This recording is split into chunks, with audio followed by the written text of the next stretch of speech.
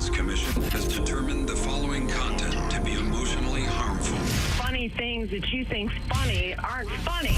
Give me cocks all the time. I want cocks all over me. The Alan Cox Show kicks ass, man. Welcome. Show me what you got. You're not going to see a lot of cocks on TV. Alan Cox from the Alan Cox Show. I don't know what it's about you, but I can't even stand your voice. I think you're the biggest asshole alive. It's going to be a great show. Let's kick it. I'll say kick it, and you'll just kick it with a tasty groove, okay? 1, 2, 3, kick it. Kick it. Come on. God damn it. Could you one time kick it? What the? Alan Cox. Here we go. He'll ad-lib. He'll be fine. It's the Alan Cox Show on 100.7 WMMS.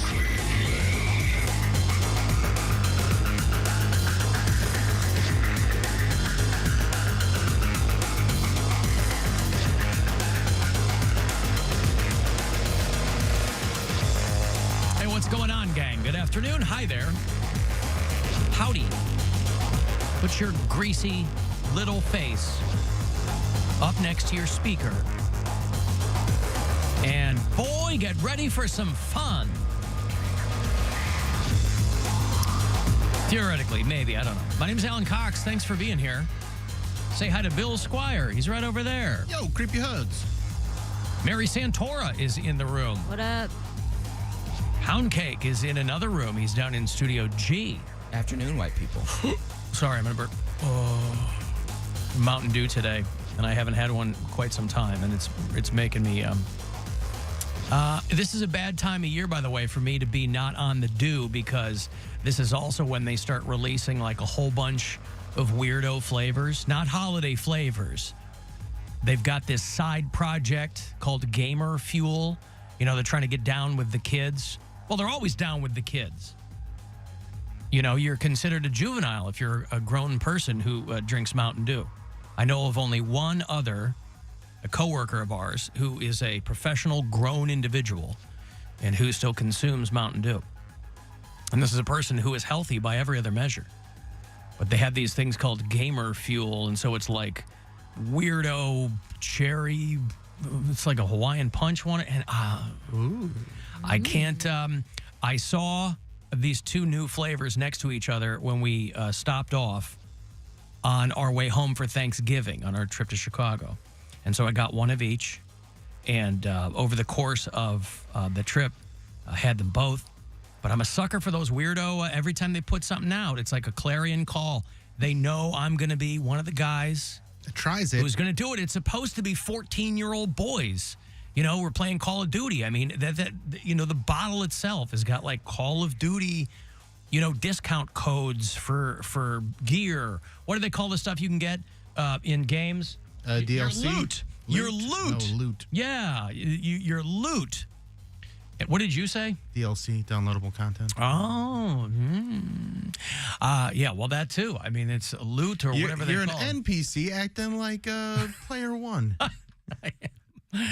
Yeah. We watched Free Guy again because my daughter hadn't seen it, and that's a very entertaining movie. It is. I had a good time watching that. It's an original concept, more or less, you know, I mean, insofar as it's not a franchise movie.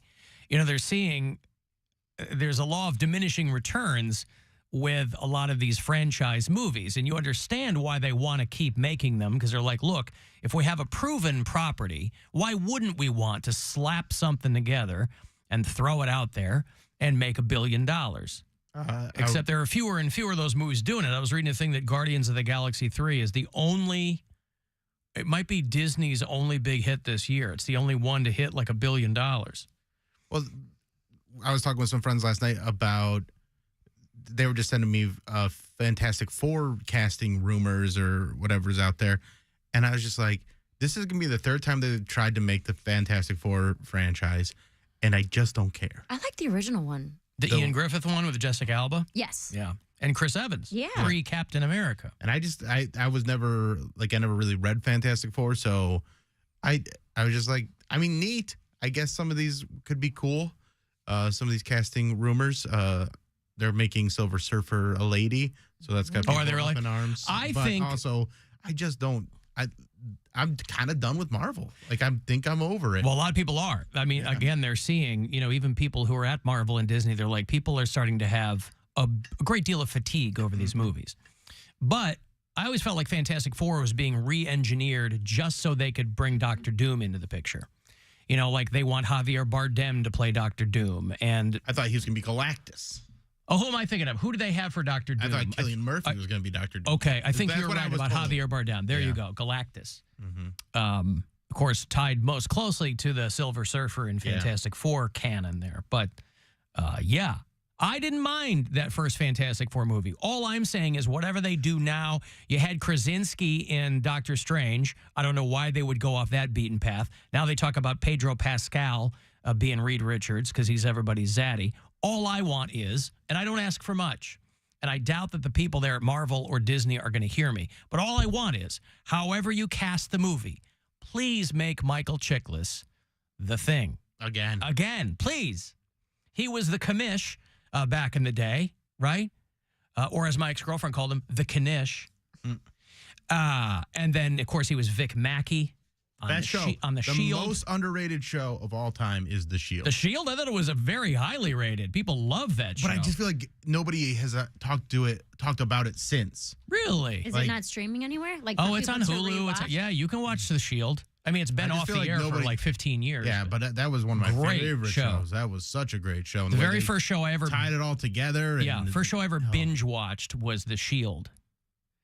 And yeah, they had a lot of incredible cast, hot actresses in that show. And it was on FX when they were really pushing the boundaries of how much can we get away with? How much side boob and butt cheek can we show without being full naked? Yeah. And they went to the very edge. Between Rescue Me and The Shield, those were the two big shows I remember that were like they're throwing them on Rescue there. Me was another great show. Yeah. Yeah. You guys were talking a little bit earlier about NPCs. Have you guys made it to the area of TikTok where there's TikTok lives Yes. of girls pretending to be NPCs? It's the weirdest thing. I'm I've not ever really seen. on TikTok enough. I can't stop see watching it. Like if I see someone, so they do that kind of like weird floaty thing where like their arms, like when you're just a character in the background of a video game, and Yeah, they you like got to talk do to this that. person to do a side quest. Yeah. Right. Well, they do that until you like send them a gift, and then they have like pre-thought up responses for every gift that they get. So they'll be like doing their weird floaty thing, and they'll be like, "Thank you for the rose. Smells so good." And then they go back to like their floaty thing, and then they'll get a cowboy hat, and they'll They'll be do like, it for "Yeah, hours. yeah." They do it like 3-hour lives like this, and these people have millions and millions of followers.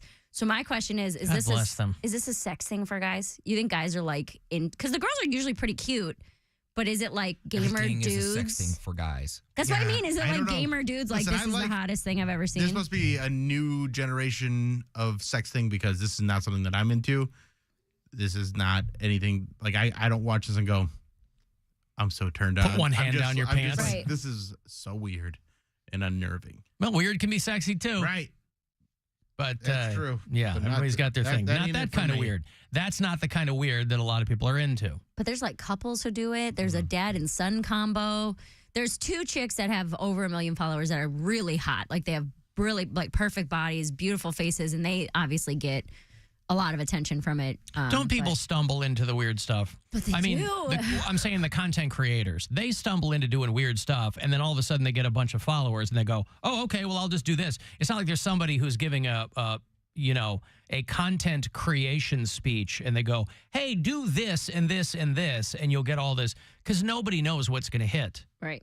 So somebody just stumbles into doing weird crap, and weird stuff is always the best stuff. It doesn't have to be sexy. Well, I mean, that's why I didn't know. if you get girls in Daisy Dukes, think it's it's- going to turn into that. I think it's a lot of kids too. Like yeah. they're, like, Well, there's a lot of kids on TikTok. like yeah. a lot of teenagers will watch that and I think a lot of girls like watching cute girls do stuff like that. Like they're like, oh, I want to be an NPC. Right. That's what I mean. The Alan Cox Show. I don't want that. What is that? Society is crumbling. Hey, I molest children. Yeah. There you go. It's too early in the show. No, it is. I got it out of the way. Poundcake, I got it out of my system. Now, how do you feel? All right, maybe not. Hey, I molest children. Maybe not. All right. Too early in the show or too young in the show, Poundcake? Too young. Yeah, what do you mean too early in the show? Well, I got to come out. I got to come out shot like a cannon. The first 11 minutes? The first 11 minutes of the show. Yes, it's never too early to do something. What are you talking about? Okay, tell you what. I'll bite. When would you prefer that I do something like that? 6:13. I'll wedge it in between Northeast Factory Direct and Window Nation ads. How about that? They'll like that. Yeah. Yep, that'll be good. All right, listen, I do have to take a break here. And what's that, Cody? Hey, I molest children. Twice in the first 11 minutes. Thrice. I've got to 3 times a Cody. I got a break. 35192. I want to send a text to it that way. AlanCoxShow.com. We're back up in the video today, and we'll be back. The Alan Cox Show. Everywhere on our free iHeartRadio app. Or whatever smart device you have. Just tell it to play the Alan Cox Show on iHeartRadio. Hey, it's Alan for FanDuel. You want to start your NFL week off right, because right now all customers get the no sweat same game parlay for Thursday night football. All you got to do is place a 3-leg same game parlay on this week's game. What is it, Seattle and Dallas? What's Thursday night football? The Seahawks are going to play the Cowboys. You'll get bonus bets back if you don't win. NFL same game parlays are the perfect way to combine your bets for a chance at a bigger payday. You know how it works. Now, you can build your own. Some people are superstitious about it. They've got plenty pre-built for you if you just want to check the boxes. FanDuel's top-rated sportsbook app is super easy to use. If you're not on it, use my name to get on it. FanDuel.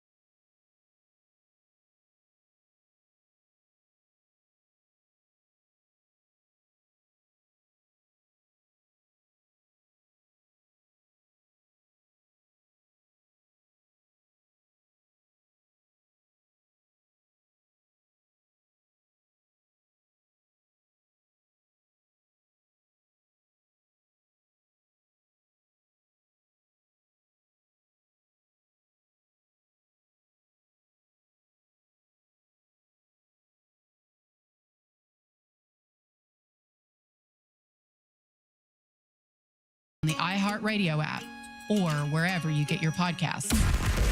He might have been just a voice man. He's the man of 1,000 voices. Greatest voice man that ever lived. None of which will make you laugh. But he never took a performance for granted. Alan Cox. On 100.7 WMMS.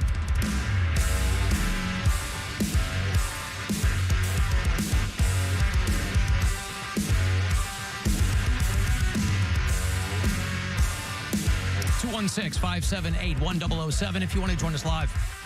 800-348-1007. Trying to get to that Stones show. I will have those tickets for you in about 1 hour. Rolling Stones are stopping through Cleveland for their first show in a couple of decades next summer. They're going to play Brown Stadium on June something, 14th, I think. So we'll do those in about an hour. I'm also going to start handing out, we're literally in the 11th hour for the Alter Ego Festival. And so I think over the next week, from Wednesday to Wednesday, going to be giving away more of those trips to L.A. So if you want to get out there, I mean, the lineup is pretty solid. It's 30 Seconds to Mars, and it's the Black Keys, and it's Paramore, and lots more. But it's about a month and a half away. So 5 o'clock, I'll have that trip for you and a pal to get out to Anaheim in January for the Alter Ego Festival. Cavs win last night. They were hosting the Atlanta Hawks. Dominique Wilkins showing up with, career high, 89 points on this guy. Wow. What would they do without him? 128-105. Pretty sizable win from the Cavs last night. Yeah, they were trying to make it into that wild card spot in the in-season tournament. And the way that works is the point differential that you have in your wins is the tiebreaker. And so they were trying to catch up to the Knicks. They got close, but they didn't quite catch up to them. But I kind of get it now, and I kind of like it. Because then it means people are playing to the buzzer if it's a blowout. Like, they're going to keep scoring, and it's entertaining. And it throws up, changes the way people have to gamble on the games, too. Boy, don't I know it. Every part of my routine is I open up FanDuel in the morning, and I'm taking a look at what I want to do. I will watch a little bit of post-game tape with LQ Flickersnicker, their head coach over there at the Romo Fijo. I will watch a little bit of the mascot press conference when Whammer and Moondog kind of chop it up. And I think that's a nice new addition to this season. And so then I'll make my bets accordingly.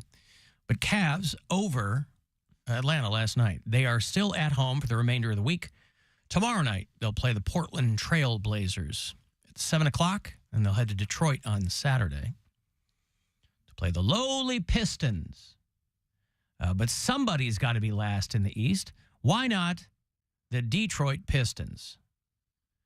They are 2-15 right now, so they're not having a great time. You can blame that on Joe Dumars, who has just not been producing. Everybody's speculating on what's going on with Mark Cuban for people who care about that. Mark Cuban is selling his stake in the Mavericks, and it sounds like it's a case of having your cake and eating it too, because he still gets to run the team. I don't know how these deals get made, but this one, and this is hot on the heels of him announcing that he's leaving Shark Tank. For people who watch that show. Is he trying to retire? Is he just, what's he? Well, there are a couple of theories. There are some people, he's always, over the last few years, he's kind of floated the idea of running for president. I don't think that's what this is. I think, because he's also been making a play for Big Pharma, he's got this big that's right, yeah, healthcare space he's trying to operate in. So there's speculation that he's going to buy Rite Aid because they filed for bankruptcy. And then he can just fully launch whatever that healthcare venture is. He'll have all these Rite Aid stores, brick and mortar, to get going what he wants to do. So I don't know. I mean, people go, oh, he's going to run for president, and so he's just, disentangling himself from his business. I'm like, they don't do that anymore. You're supposed to do that. But nobody does that anymore. So Mark Cuban, who's owned the Mavericks for a couple of decades, he bought the team from Ross Perot's kid in 2000. Remember Ross Perot? I remember Ross Perot. I didn't know he had a kid that owned the Mavericks. Yeah, Ross Perot Sr. was a guy, I don't know if Ross Perot is still alive. Yeah, well, he was like an oil man or something, tiny little guy that used to, Carvey did him on SNL. But he ran for president a handful of times as an independent, one of the more high-profile independents. You've always got, it's such a clown car now as far as like third-party candidates go, where you got Cornel West, who I love, but he got no business running for president. And the rent's too damn high guy, and Jill Stein going to get stomped for the umpteenth time. But Ross Perot Sr., he ran in 92, and he ran in 96, and I think he ran in 2000. But he had a ton of money.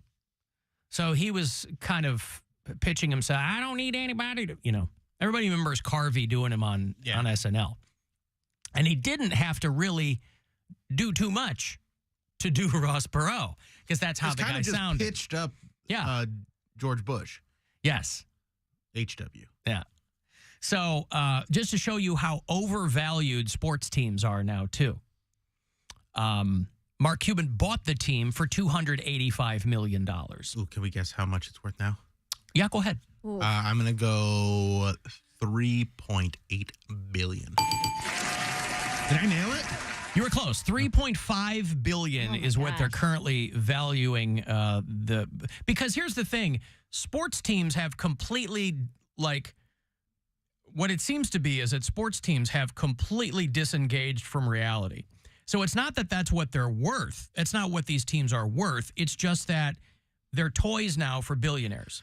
So there's sports teams are considered like the ultimate luxury item, right? If you have everything else, they go, well, I want a sports team. And so the prices just get ratcheted up and up and up. So he's selling a majority stake of the Mavericks to some Vegas casino billionaires, probably get $3.5 billion. But he keeps his shares and he runs the team. He still has full control of basketball operations. So I don't know how he worked this sweetheart deal out, and nobody really knows what he's doing. But he announced a couple days ago he was leaving Shark Tank, and then he announces he's selling. Maybe he's I don't dying. know. Maybe he's dying. Maybe he is. He seems to be one of the good ones for guys who are that rich. He's still a poor billionaire compared to like Bezos and Musk, though. Right. Yeah. He's got $6 billion, and they're in the hundreds of billions. Yeah. But again, he's a Pittsburgh guy. He went to IU, Indiana University, which is my wife's alma mater. And I have a bit of an affinity for Mark Cuban just because he made his money. He was the guy who got sound on the internet. He was the first guy to get streaming audio on the internet. He had broadcast.com. He had a company called AudioNet, he and this other guy. And I was only a few years into radio at that point when he goes, hey, this internet thing is going to be real big. Sooner or later, somebody is going to want to be watching events on the internet and blah, blah, blah. And so that was the company that started streaming games. And so broadcast.com is how he made his money. They did the first live streamed Victoria's Secret fashion show. And they did, Hoosier basketball. And, so they were the guys that rolled that out. And then Yahoo bought it for $6 billion. And I don't know what the state of Yahoo is now. But it was... not great, I don't think. Yeah, I don't know. I think were they bought out by someone else now, too? Don't know. I don't know. My buddy works for Yahoo. Really? Yeah, he's like an accountant for them. So I could probably ask him. Mark Cuban is also in the Guinness Book of World Records for the largest single e-commerce transaction. 20 years ago, he bought a Gulfstream jet for $40 million on the internet. Oh, my gosh. I think he was trying to prove that it at the time. buy it now button is... Yeah. Just slide it right over. What did I do? So easy. Comes out of a blackout like, oh, yeah. no. It's the virtual impulse buy section when you're in the checkout line. No, he was doing that to prove to people that transactions online are safe. Yeah. In 1999, I think Amazon was only like 3 years old then, and they were just selling books on the internet. I was buying a few things on eBay at that time. Yeah. And it was always like my mom's like, stop buying things on eBay. You're going to get your information stolen. But to your point about him being kind of a baby billionaire monetarily, he is number 190 on the world's richest people. Mm-hmm. There are 189 richer people in the world than Mark Cuban, and he's worth $4 billion. But yeah, that's chump change if you're like Bezos or Musk or any of those other guys. Is Bezos the richest man in the world? No, Musk is right now. It goes back and forth between him and then the guy who owns that French perfume company. Bezos would be, but the divorce put a little hitch in his giddy up. That's right. Yeah, Musk. Bernard Arnault is the guy that I'm thinking of. He and Bezos and Musk, and then Larry Ellison, the guy that founded Oracle. Those are usually like the dudes at the top. He's a perfume mogul? Yeah, LVMH is that company that they own a ton of stuff. So it's like, I think it's not Gucci. It's, it's like high-end fashion and perfume. And so they have a lot of properties in that portfolio. It's Moet, it's Hennessy, it's Louis Vuitton. Jeez. Yeah. Bernard Arnault is one of the richest guys in the world. So anyway, people are trying to figure out what's going on with Mark Cuban for people who pay attention to that kind of stuff. He is the man who brought Dennis Rodman and Delonte West, I think, to Dallas, didn't he? Yeah. To the Mavs there? He really tried to help Delonte West. I don't know what Delonte West's current status is, but he really tried to bring him out of that. The doldrums. Yeah. Yeah. To help him with his recovery and everything. Yeah, Dirk Nowitzki there for a long time. Yeah. Now he's got Luka and Kyrie Irving. Yeah. They're actually playing really well this year. Looking pretty good. Had Steve Nash there, I think, for a bit. For a little bit, yeah. Yeah. Chasing kids to coach. Yep. So, yeah, Mark Cuban making some moves.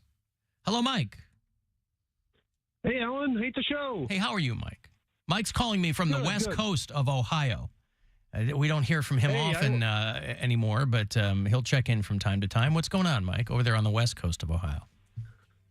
I was calling in. It's interesting Mark Cuban sold so much of the Mavericks because he really must need the money.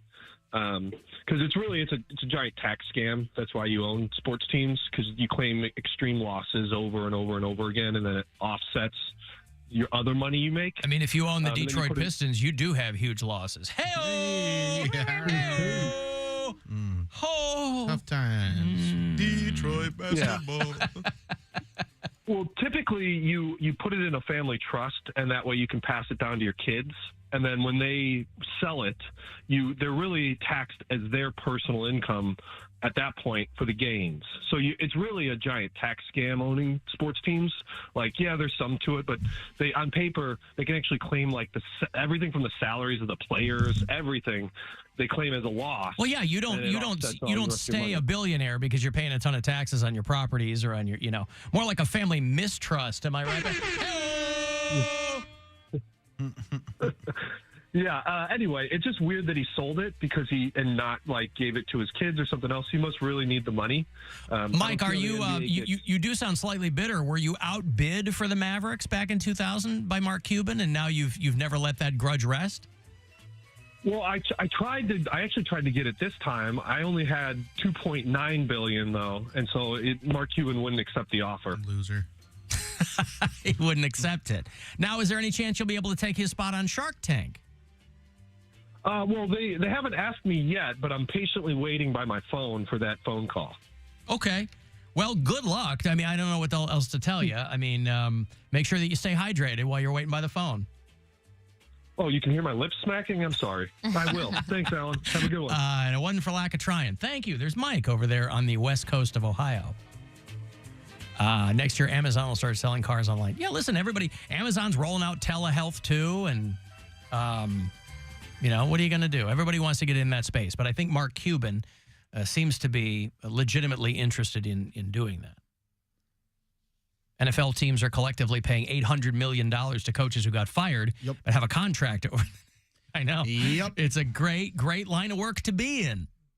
Because all I want to be is a fired NFL coach. Yeah. Seriously. How long would you want to coach before they fire you? I don't care if it's a practice. Yeah. I just want one of those 4-year contracts. Contract is signed, and then you get fired the next day. And they go, this isn't working out. I'm like, I tried to change the culture here. Man, my bad. Yeah. What do you mean they don't all want to wear tutus? I mean, if you worked in Ace Ventura, Right. if you were to look at the worst 5 coaches right now in the NFL, I mean, the very worst would probably still be making $10 million a year, right? Ron Rivera, Kevin Stefanski, McDaniels. Wasn't he making a ton of money? Yeah. But I was going to say what the lowest paid coaches in NFL are. Lowest paid coach in the NFL. Okay. Yeah, like the lowest coaches are making $4 million. Yeah, $4 or $5 million. Yeah. The guy at the Bengals, Saleh with the Jets, making $5.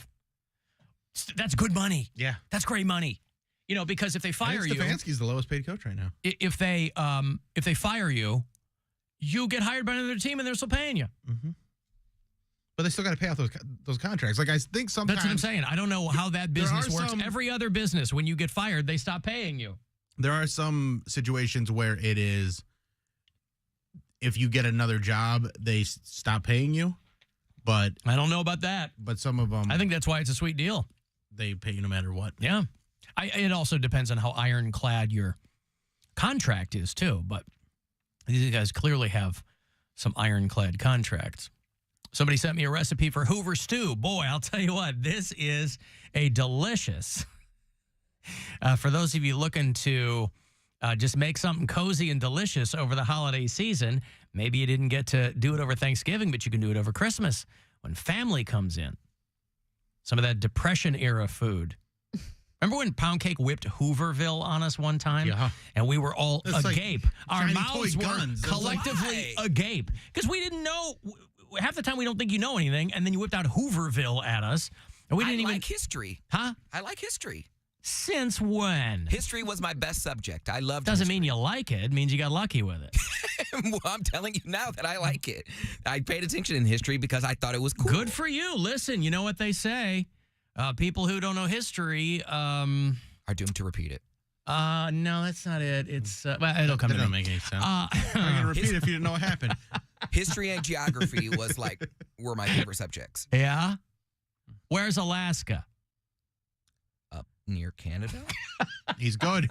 He's really pretty good. You didn't say which part of Canada. He said near Canada. Oh, God. Anytime, that's my favorite thing is anytime somebody tells you they're good in geography, you just say, where's, and then fill in the blank. There's no way to answer that question. Where's Romania? In Europe. But Hoover stew is one of these Depression-era staples, obviously, like Hooverville. During the Depression, everybody blamed Herbert Hoover, obviously. And so, you know, they made food with whatever they had. And so they would like have sliced hot dogs and macaroni and tomatoes and peas, and that was your Hoover stew. But there's all kinds of great Depression-era cuisine. You know, if you have grandparents who lived through that time, my grandparents lived through the Depression. That's why we always got oranges in our Christmas stocking. For the scurvy. Well, no, because that was fresh fruit was like a luxury back then. So even though my grandmother, you know, she wasn't still living in the Depression, a lot of those things it's hard to kind of deprogram from your brain.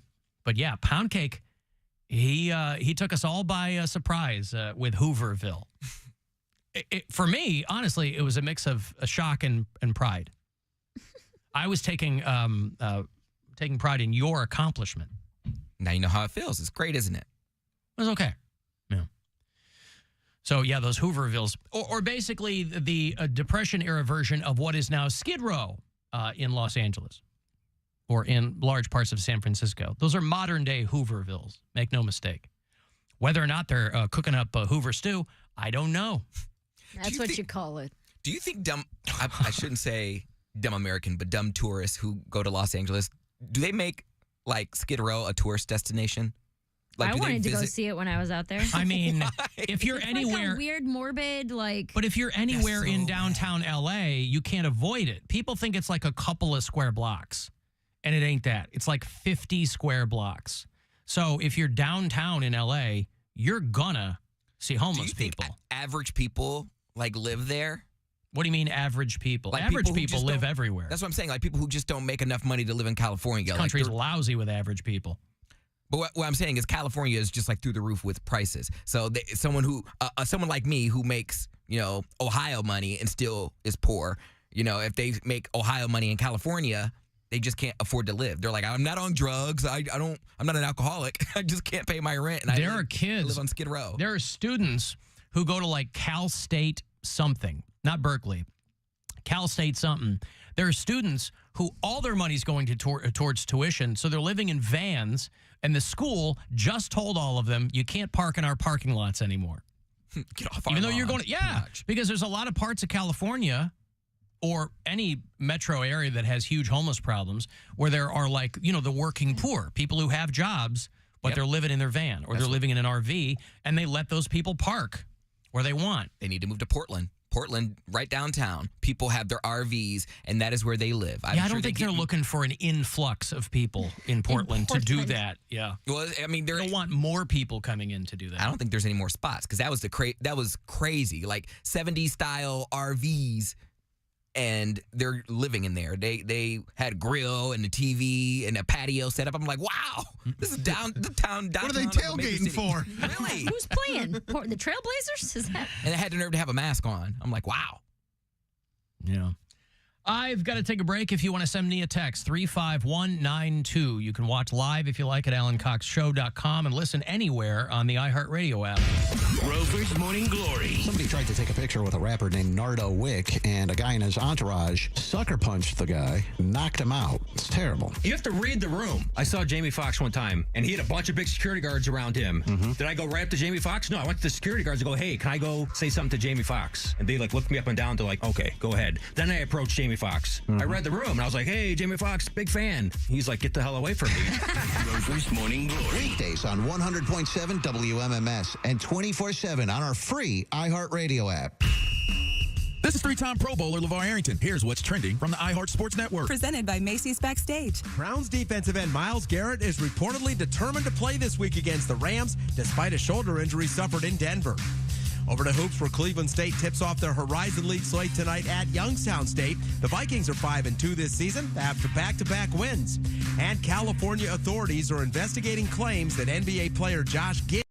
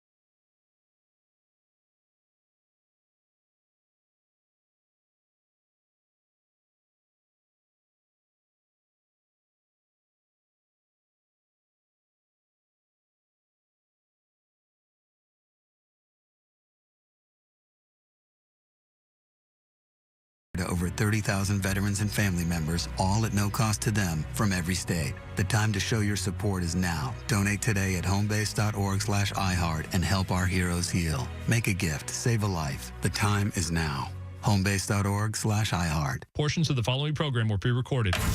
This is The Buzzard. From the Barrio Tacos Tequila and Whiskey Studios. Voted Best Taco by Cleveland Scene and Cleveland Magazine. The Buzzard. The home of the Buzzard. This is 100.7 WMMS. Cleveland. Call the Alan Cox Show. He's a Satanist where they sacrifice babies and melt those babies into candles. 216-578-1007 or 1-800-348-1007. Run. 35192. Want to send me a text?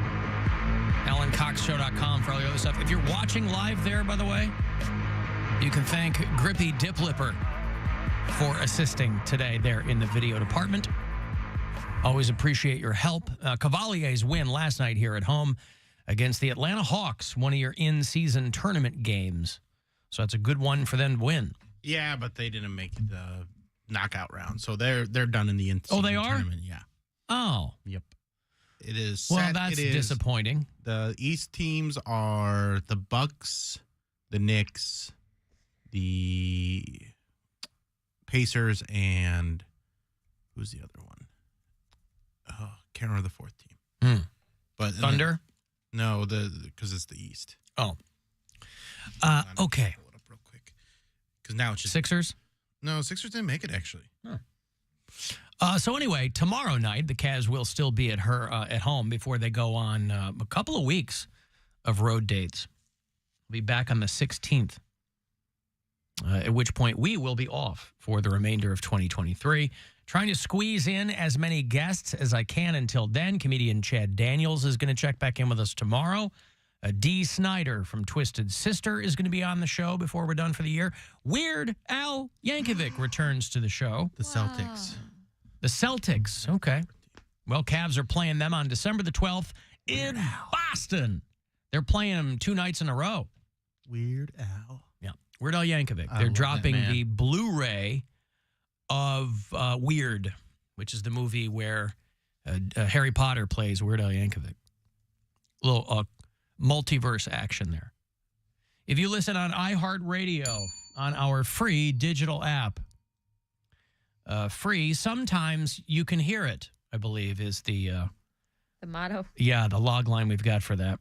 Brian listens to the show in Sholo, Arizona. Adam listens in Greeley, Colorado. Zach is in Troutman, North Carolina.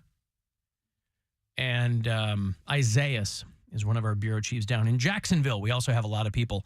Speaking of Boston, a lot of people in the great state of Massachusetts, they have just become the 5th state in the nation to make prison calls where they don't cost the inmate or anybody. Prison and jail calls will now be free in the state of Massachusetts. I don't know if that's the case here. It is not. In Ohio. I'm not surprised by that because it's too much money. There is a lot of money. It's a $1 billion telecom business. So I don't know if the companies that get paid are somehow being promised somewhere else they're going to. I don't know what it is, but Massachusetts is the 5th state to do this. It's good policy. Might not be great for the companies. You know, study after study shows that, you know, prisoners that are able to maintain contact with the family and things like that on a regular basis, you know, they're much lower rates of recidivism. And, you know, once they get out, they kind of have a better spot there. And that's one small part of it. But I couldn't help but think, because invariably I will turn everything back to me.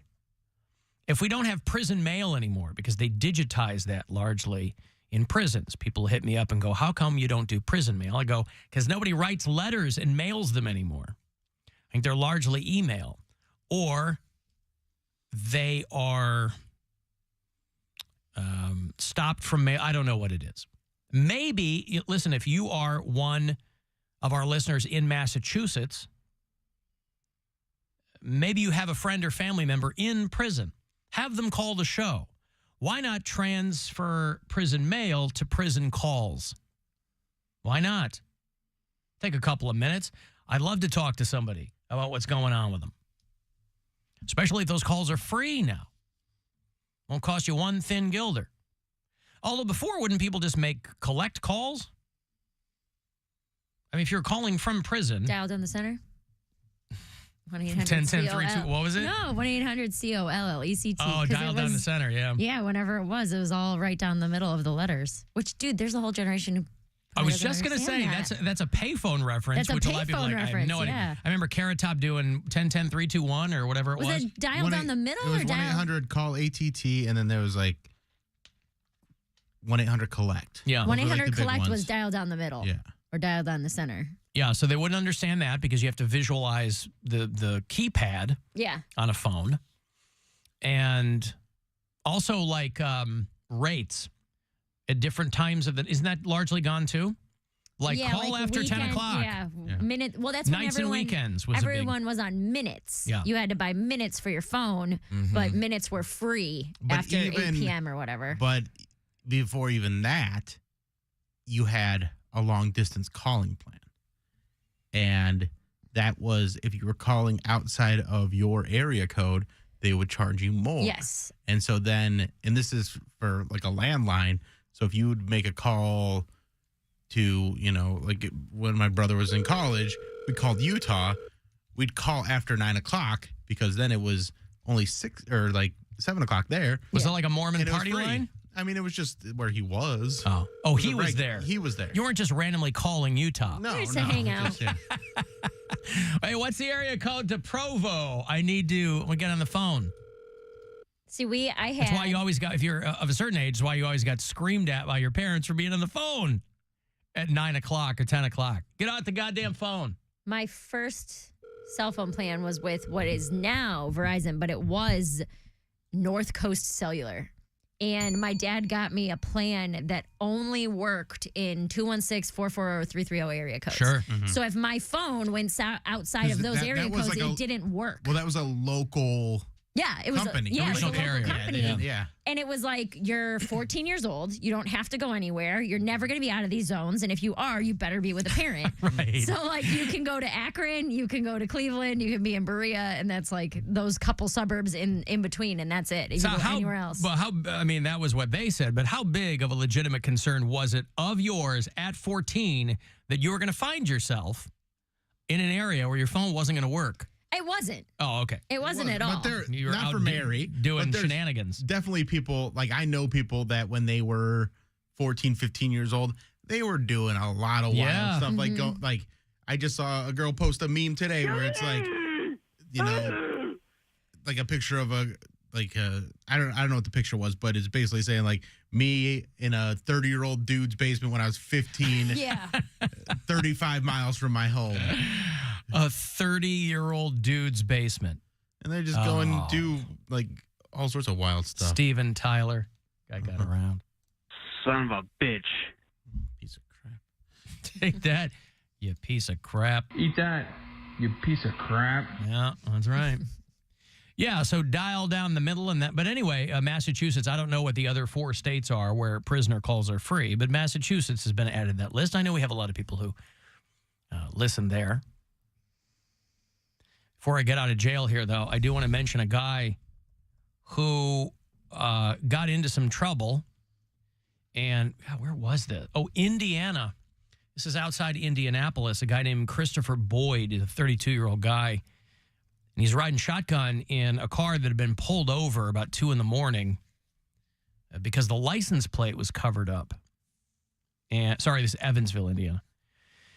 And they patted the dude down, and they found a small bag with multiple pills in his sock.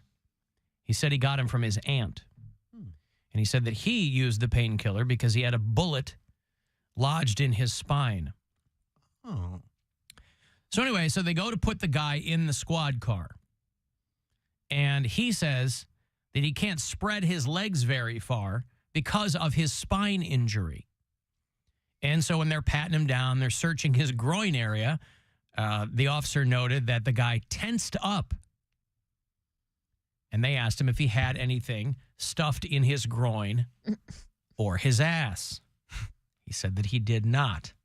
Well, by the time he gets to county, he's walking with a limp and appears to be clenching. You know when you're doing the poop walk? Yeah. This is a perp walk, but when you do a poop walk, yeah, and you're clenching because you're trying to, you're touching cloth. You got a turtle head poking out. And they thought maybe that's what was going on with this guy. He was walking with a limp, and then he was placed through a body scanner, and they found that he had 2 plastic bags full of pot next to his scrotum. And they figured, well, that's it. We've figured it out. But that was not all. He also had a Smith & Wesson in his ass. What's that? A gun. 380. What? It's about 12 ounces and 5 inches long. Bro, that's brave. I need to get this guy's number. Well, that's exactly what I was thinking. That is something you do not want getting around D Block. Because everybody's going to go, well, if a gun can fit in there, I certainly can. I was going to say. He can take a Glock. I don't have to finish it. That's a good. I'm going to clap that one. I enjoyed that. Cody Poundcake Brown, everybody. That's right. Getting Glock blocked there in... Sure can't take a Glock. Yeah, so they put him through the scanner, and they were like, but think of the guy who's got to pull that out, because you're not just going to pass it. Better make sure the safety's on, too. Yeah. Oh.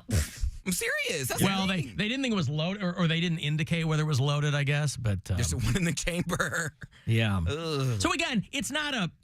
it's not a giant. It's considered a micro pistol, but that's still up there. Yeah, dude. When they say, hey, this is for concealed carry, that's not what they're talking about. And if it's doesn't not, have to be that concealed. If it's not loaded, does that mean he's shooting blanks? Every little... Give it to me. I need it. What? Thanks, Cody. You're welcome. He gave me a golf clap with 2 fingers. Well, that's what he feels like doing. He's not going to give you more than he got.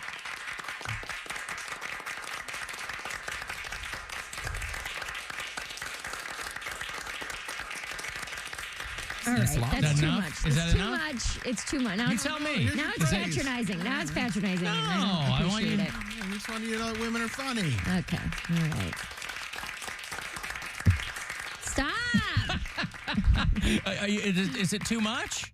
It was too much. Oh, come on. That hurt. That hurt more than I not wanted laughing. you to get more than Cody because he was, he's kind of limply giving it up for you. So anyway, yeah, so they pulled it right out of there, and he'd been classified. He's already on the books as a serious violent felon and a domestic batterer, which, of course, in most states means you can't have a gun.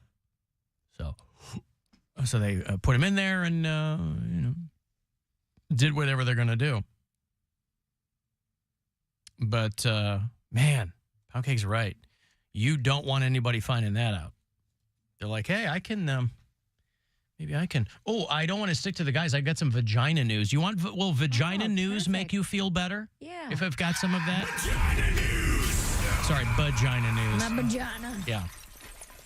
Boy, this is bad news for you gals who were counting on that shipment of vaginal tightening gel. Oh, no. To make it into your mailbox sometime soon because they have confiscated a huge shipment at the port of Minneapolis. Twin Cities have seized thousands of syringes of unapproved vaginal tightening gel that came over from Hong Kong.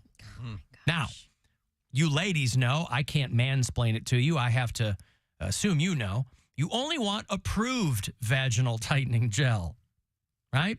But if you're going to DIY your flaps, you got to make sure that it's from a reputable vaginal tightening gel manufacturer.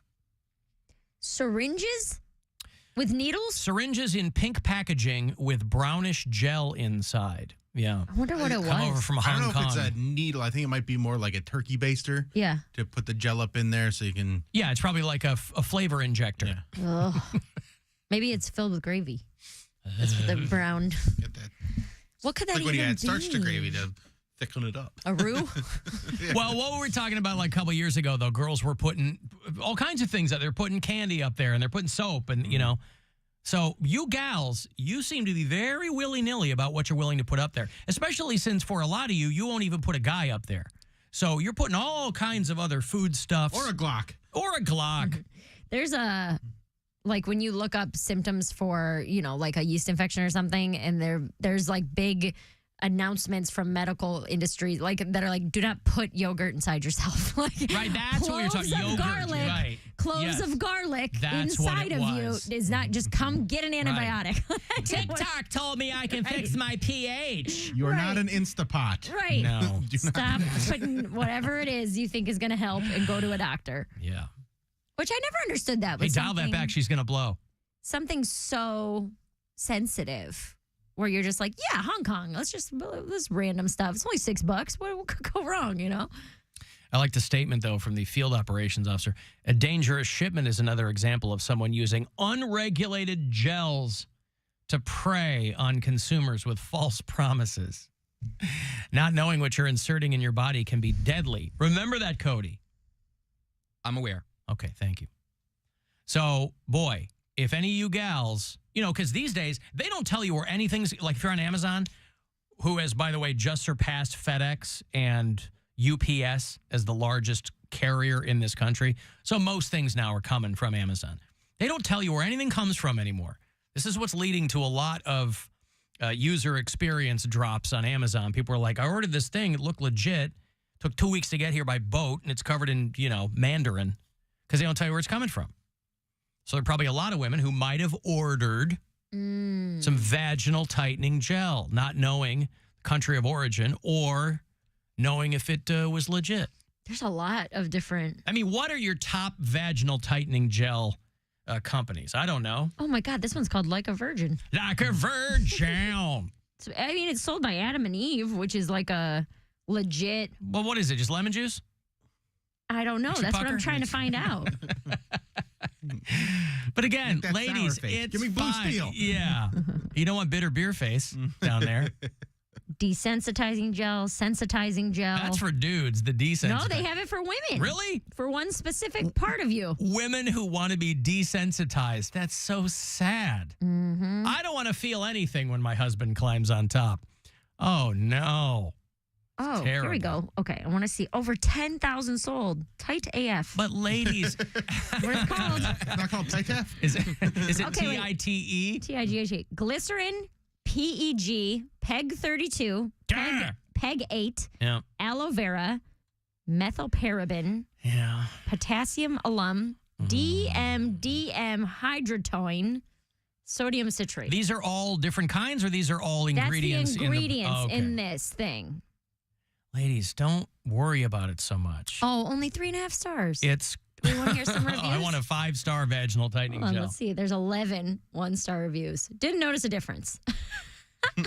I've used several products and don't feel a difference. I use several No products, effect. yeah. No difference. No difference. Yeah. But what are you trying to do? Like, Doggo. I get in theory what you're going for, but in practice, no one's going to be able to tell. Unless you look like somebody's renovating a fireplace down there, nobody's going to know. You're just creating problems for yourself.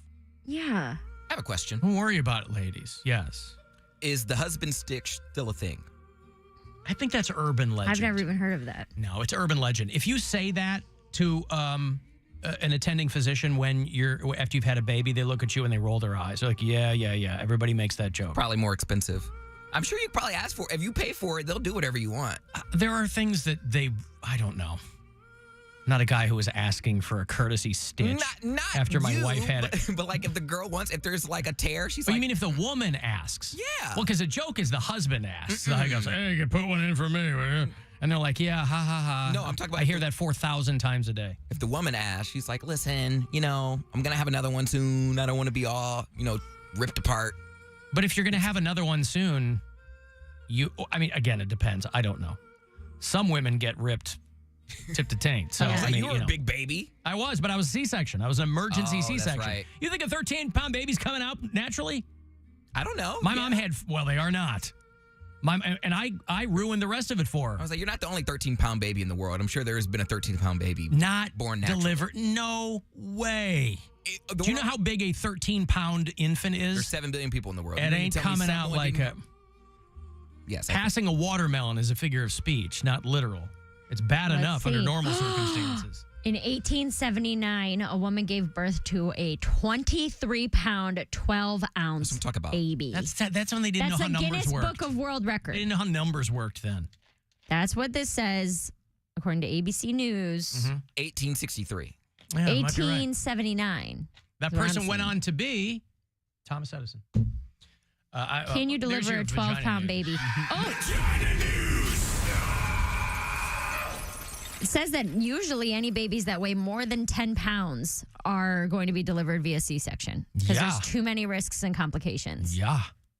And so every subsequent baby had to be born that way too for my mom. My mom had 4 C-sections. She looked like an accordion when she was done having kids. I got to take a break here. If you want to send me a text, 35192, and we'll be back.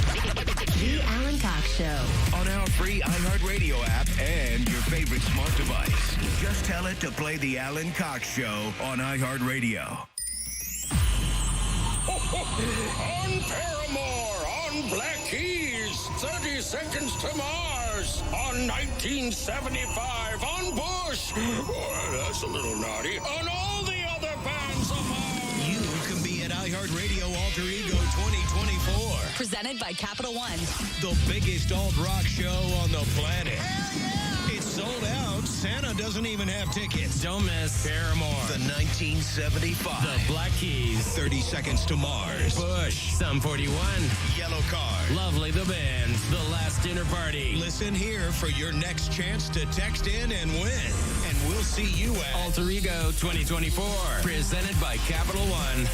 Capital One is the proud presenting partner of iHeartRadio Alter Ego 2024, bringing great products, rewards, and services to its customers. What's in your wallet? From the Universal Windows Direct Weather Center, WMMS Weather. Mostly cloudy skies for your Wednesday with some peaks of afternoon sunshine. Breezy with highs in the 30s. Clouds clearing through the overnight tonight with lows in the 20s. For your Thursday, partly to mostly sunny with highs close to 50. This report is sponsored by Indeed.com. Temperatures getting low, but demand remaining high? You need Indeed. Their all-in-one platform helps you attract, interview, and hire candidates all from one place. And Indeed's interview tool lets you schedule and conduct virtual interviews right from their website. Visit Indeed.com/credit. You got what I need. Get what you need at the all-new Kia of Bedford. Interest rates in the U.S. are at the highest they've been in decades, but rates at Kia of Bedford are going down. This month, purchase your new Kia with financing as low as 1.9%. You heard it, 1.9%. Or lease with payments as low as $149 a month. $149. Browse our in-stock inventory of Forte, K5, Sportage, Seltos, and the 3-row Telluride. Qualifying purchases come with a complimentary lifetime engine warranty. And KOV wants to get you financed. Apply online in seconds with no impact on your credit score. Go now to the Bedford Auto Mile or KiaofBedford.com. Low rates, lifetime engine warranty, and quick and easy financing. Get what you need at KOV. All offers through KMF for well-qualified applicants with approved credit. Plus taxes and fees. No security deposit required. 1.9% APR for 48 months on 2023 Kia Sorento LX. Lease payment on 2024 Kia Sorento LX with 10K miles per year and $34.95 due at signing. Offer ends 11/30. This holiday, the Home Depot is helping you get gifts that keep on giving by making sure they keep on going. Right now, when you buy a select battery kit from Ryobi, Milwaukee, Rigid, DeWalt, or Makita, you get an eligible tool for free. Just pick a brand, pick a battery kit, and get a tool free. Give the gift of more doing this holiday with the Home Depot. How doers get more done. Valid at participating stores and online. One per transaction. Discount taken at checkout. Full eligible tool list in store and online. Valid October 23rd, 2023 through January 28th, 2024. Hurry into the Ram Black Friday sales event for great deals on the trucks that give you all the power you need and all the luxury you could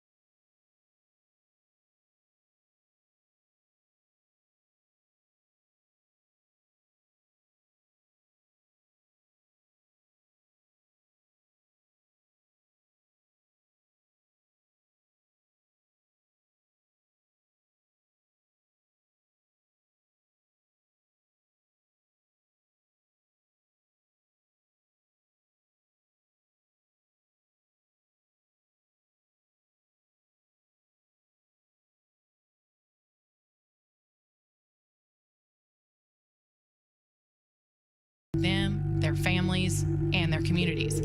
I'm Katherine Townsend. I've launched a new show on the Helen Gone feed, Helen Gone Murder Line. Every week, I feature a new case and help as much as I can to get the word out about unsolved murders. Listen to Helen Gone Murder Line on the iHeartRadio app or wherever you get your podcasts. It's time to give stuff away. It's time to give stuff away. All right, you want to go see the Rolling Stones back in Cleveland after almost 20 years. Their first new album in 17, 18 years called Hackney Diamonds. It's actually very good if you're a Stones fan. And they'll be doing that stuff and lots more next summer. Saturday, June 15th, they're going to come through to play Brown Stadium. The tickets are not on sale until Friday morning. You're going to want to go to rollingstones.com. Presented by AARP. No joke. So you want this pair of tickets for the Stones next summer. Good luck. Caller 10, these are yours. 216-578-1007 or 800-348-1007. What feels great to do is absolutely free, can be done by yourself, and yet no one ever mentions it. It's the Alan Cox Show on the Buzzard. WMMS.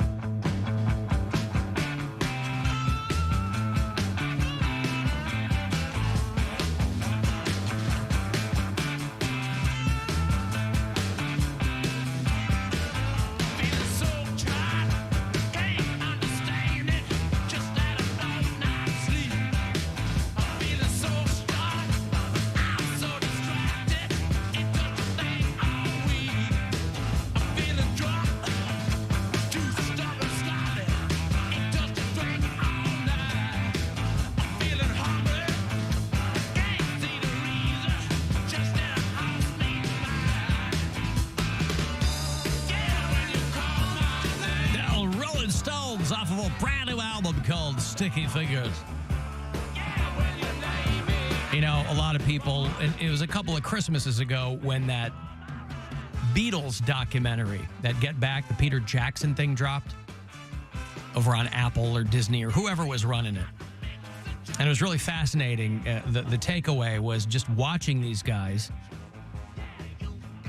the Beatles, knowing their reputation, obviously. No one was surprised, but to see them create songs in real time out of thin air that would go on to be classics was an amazing thing to see. But the Stones don't really get a lot of credit for doing that. And they were another band very much like that. Mick Jagger and Keith Richards, very much two guys that would like sit around eating cereal and come up with a riff and, you know. One of my favorite stories is the Mulaney talking about writing songs with Mick Jagger on Saturday Night Live. Not funny. Funny, not funny. Might have the clip. Everyone always wants to know if famous people are nice. Like Mick Jagger. He came in to host the show. My friends were all like, is he nice? No! Or maybe he is, for his version of life. Because he has a very different life. He's Mick Jagger. That's his name. He's played to stadiums of 20,000 people cheering for him like he's a god for 50 years. That must change you as a person. If you do that for 50 years, you're never again going to be like, does anyone have a laptop charger I could borrow? You know? I pitched him a joke and he went, not funny. I mean, people say that on the internet, but never to your face does a British billionaire in leather pants go, not funny. I spent 2 hours alone with Mick Jagger that week. We were writing song lyrics. It was for a fake song in a comedy sketch. And we came to one point, and he goes, all right, let's all go to the picnic. Let's all have a drink. Let's see what rhymes with drink. And I said, think? And Mick Jagger said, no! And then I said, sink? And Mick Jagger said, yeah. And I was like, is this how you write songs? Just one word at a time with verbal abuse? It's like, all right, can't get no happiness now. Satisfaction? Yeah. All right, next sentence. Next sentence. Man, I do not find him funny. John Mulaney? Like that whole thing, you guys are cracking up, and I'm just like, this is, I don't even like listening Too to broad this. for you? Not too broad, just annoying almost. He's very annoying to me. And I loved his last special, the special about getting Baby J. sober. Yeah. But See, then that's it's- my least favorite special of his. Everybody my thinks it's God. like this, and I get what they're talking about because it's completely antithetical to how people saw John Mulaney. So that's what makes it a whole big thing. But I thought he did a really good job telling those stories. No, it was great. But New in Town is just so good. And then what was the one in Chicago where he talks Kid about, Gorgeous. Yeah, Kid Gorgeous. I really enjoyed because I think that's the one where he talks about street smarts. Yeah. Mick Jagger would go like this. He'd go, Diet Coke, and one would appear in his hand. Now, that's not nice, right? The way I was raised, you're supposed to say, may I please have a Diet Coke, please? And then maybe you will get one. And I bet all of you were taught to say please and thank you. But if all of us could go Diet Coke and one would appear in our hand, we'd do it all day long. Even if you don't like Diet Coke, you just summon them so you could chuck them at oncoming cars. Speaking of chucking things, I was reading about the dude who got in trouble. Not a dude, he's a lawyer who got in trouble because he was flinging did anybody see this? The Pringle can full of poop? No. Oh, I missed this one. Like one of those poppers that has confetti in it? No. He's throwing poop out of it? No. I took it to mean a full-size Pringle can because you know you can get the little plastic ones with about a half a dozen chips in them with the foil top Yeah. that you peel back. No, a can. This lawyer who was outside Columbus, and he was representing, his client was in for like attempted murder or something like that. Jack Blakesley. Oh, I'm sorry, this is poop news for people who want to. That's all right. He was in the parking lot of a victim advocacy center. Now, if you are the legal counsel for someone accused of domestic battery or murder, any capital offense like that, you want nothing to do with all the mopes walking around a victim advocacy center. But they are doing the Lord's work. And he got in trouble for tossing a Pringles can filled with his feces at someone in the parking lot. And, of course, he had to make up a story. His defense was, they used to be Pringles. Right. These are reconstituted Pringles. Yeah. Much like the can, once I pop, I can't stop. Mm-hmm. But he had to make up some demented excuse, and his was, he just has a weird habit of pooping in Pringles cans and randomly throwing them from his car. Now, theoretically, What? I've always done it. yeah, just try working that out in your car. It's not like a trucker bomb where you're peeing into a bottle because you can point it into a bottle. Now, this guy's defense was, first of all, if that's your defense and you're this guy's lawyer, I'd want new legal representation. That's what you came up with? And you're a lawyer? He's a kooky guy. Sometimes he poops in cans. The director of the victim advocacy. Not a crime. Michelle Carpenter runs the center. She saw him throw the can from his vehicle, and it landed close to her car. And she went out to see what it was, and it was full of poop. Okay, why would you open it? Maybe she was hungry. Maybe it was for already Pringles. open. Yeah. Maybe it was a can of. My Maybe guess is he didn't seal it back up. maybe it was a flavor she liked, and she's like, "Ooh, I could pizza. really."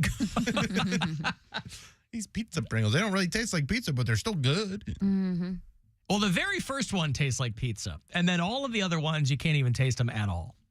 Maybe she was like, "Ooh, cheddar cheese," or what are the others? Ranch. What are the popular flavors? Sour cream and onion. Sour cream and onion. Barbecue. Nobody wants barbecue Barbecue Pringles. is my jam. What are you talking about? Barbecue Pringles? I like them too. Yes. There are so many other superior barbecue chips. I shouldn't talk because I'm. We keep saying that when it comes to food. I know. I shouldn't talk because anytime I go for Pringles, I always go for Original Red. You don't I like that too, though. But also, no, to your point, you didn't eat. No, because as I'm eating them, I go, why do I get these? They taste like styrofoam. I just get the tiny can. I'm not getting a giant can. I just don't like my chips crushed. Like if I pay for chips. But every chip has crushed at the bottom of the bag or the bottom of the can. But there will be some chips that are like in bags. In the back, like I get them because I don't get them in the front because I assume most of them are going to be crushed because they're just getting What were the pushed up Lay's version of Pringles? Waves or something? Or No. Lay's? Lay's like stacks or something? Yeah, Stacks, yeah. T-A-X. Yeah. Stacks. Those were better. I Well, like those. Because Pringles make it very clear, by the way. They're not potato chips. They are potato crisps. So that's probably why they don't taste like anything because it's just a processed... Right? It's not like slices, it's reconstituted. Yeah, it's like potato it's paste. yes, it's a condensed something that they slice and fry. But I've never seen anybody go for barbecue Pringles. That's all I get. I think they're very popular. I can't believe it took Doritos so long to come up with barbecue. I'm like, guys, that's like the second flavor any chip company comes up with. Do original then barbecue. Yeah. I've never had barbecue. They just rolled them out. I never had those either. Yeah, Doritos. Spicy nachos, the go-to for me No. these days. The Sweet, sweet and spicy chili. Yeah, That's the purple pretty good. bag. Purple bag. No, the purple bag. That's the one I. Sweet and spicy chili. Yeah, that one. Yeah, that that is one's the best. That is the best and worst high snack because it tastes really good when you're eating them, but if it sits so bad, like in your stomach. Well, because you're high and you probably ate the whole bag. All of them, yeah. I'm just saying it's the best and worst because you can't like just eat one. That's not going to satisfy your appetite. It's right there in the commercial. That's also Pringles. Once you pop, you can't stop. Can't Or stop. Lay's, I guess, is bet you can't eat just one. Can't eat just one. So what's Doritos? Doritos is like, you know what you're going to do, you fat piece of crap. Just fill it with taco stuff and move on your way. Yeah. It's extreme. We don't have to tell you that you're going to eat this whole bag. You know you got 2 bags for a reason. They were 2 for $9, which one is in the insane car. in this day and age. But what are you going to do? You're going to not eat a whole bag of Doritos in one sitting? No, you're going to eat the whole bag. It's not real condensed, but it is true. When I was poor, I would eat like Doritos for like a meal. Well, they're running out of ideas now because they're making chips that taste like other chips. Yeah, I had those Lay's flavor, the Funyun flavored Lay's. Yeah. They have like Cool Ranch Dorito flavored chips. Like, I think... You don't want all that Dorito corn. You want it on a potato. Yeah. They have like Cool Ranch popcorn and, you know. Those Harry Potter beans were ahead of their time because now you can just, here's a foot flavored chip or whatever. Foot flavored, You know, yeah. they were I think all Willy Wonka might have predated Harry Potter, but I take your point. What do they have? The lickable wallpaper. The snozberries taste like snozberries. What's a snozberry? Yeah, but how else can you get kids to purposely buy boogers? Like, here's a jelly bean that tastes like a booger. I dare you to eat it. Why would you want kids to buy boogers? That's what their flavors were. I know, Then but they you don't said have to make good candy. you said how else can you get kids to buy boogers? It's genius marketing, though. I'm not saying like no one else could do that. You put a Harry Potter label on it, all of a sudden it's a cool thing to do.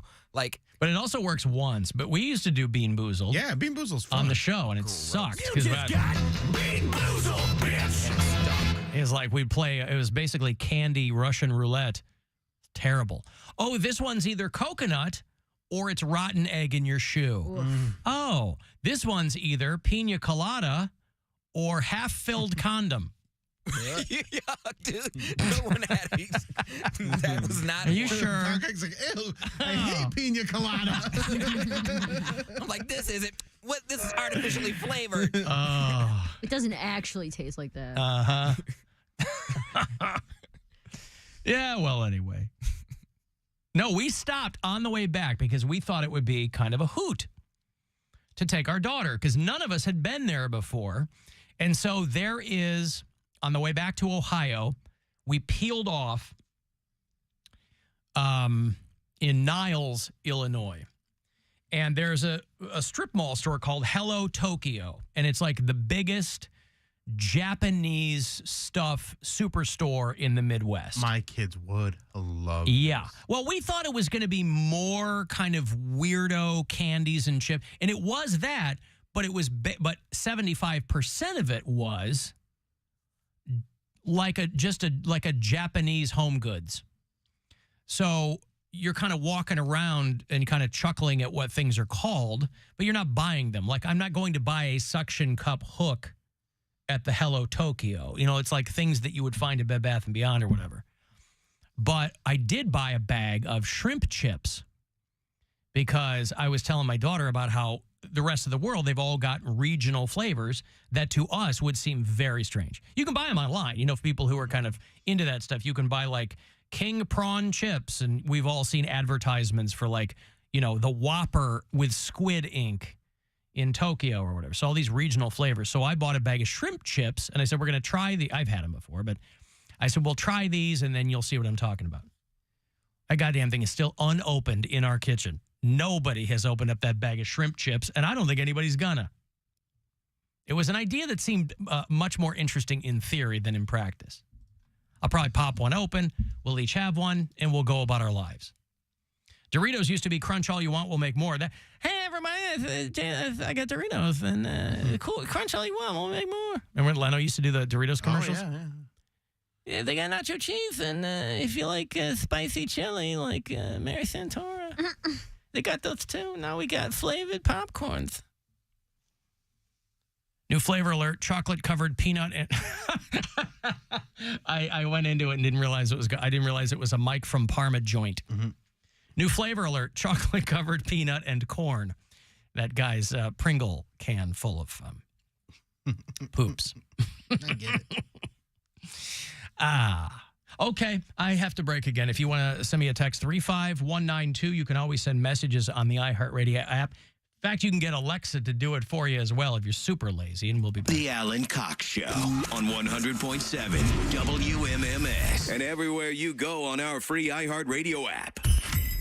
'Twas a few weeks before Christmas, and all through the land, the people were thirsty for cheer in a can. When out at the brew kettle, the Buzzard appeared with the latest creation of holiday beer. Join us at the Brew Kettle in Strongsville, Monday, December 4th, from 5 to 8.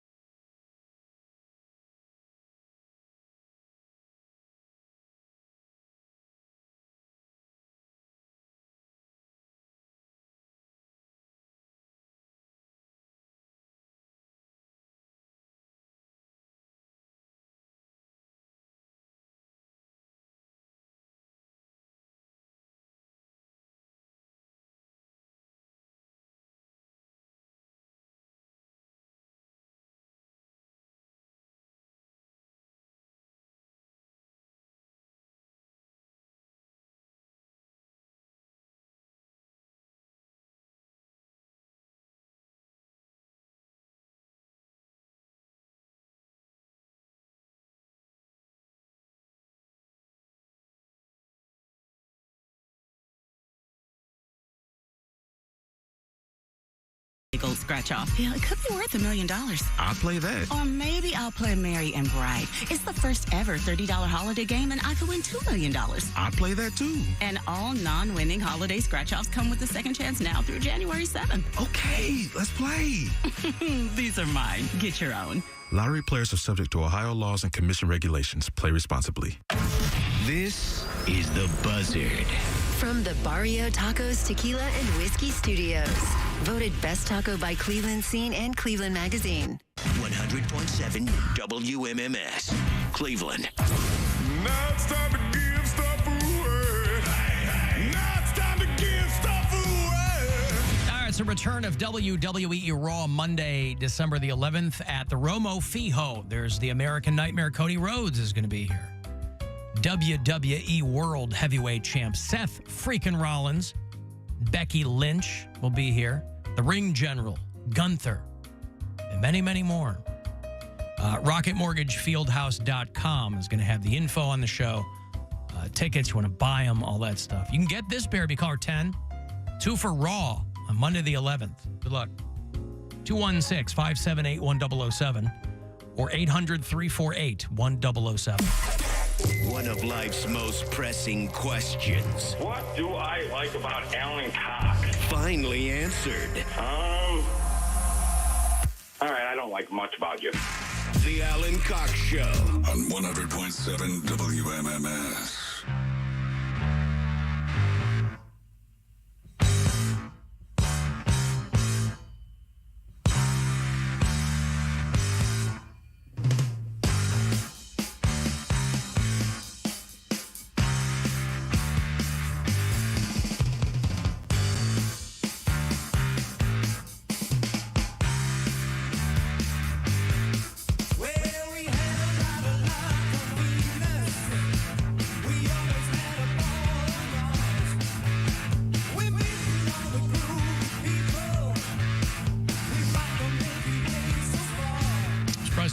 Because I love them.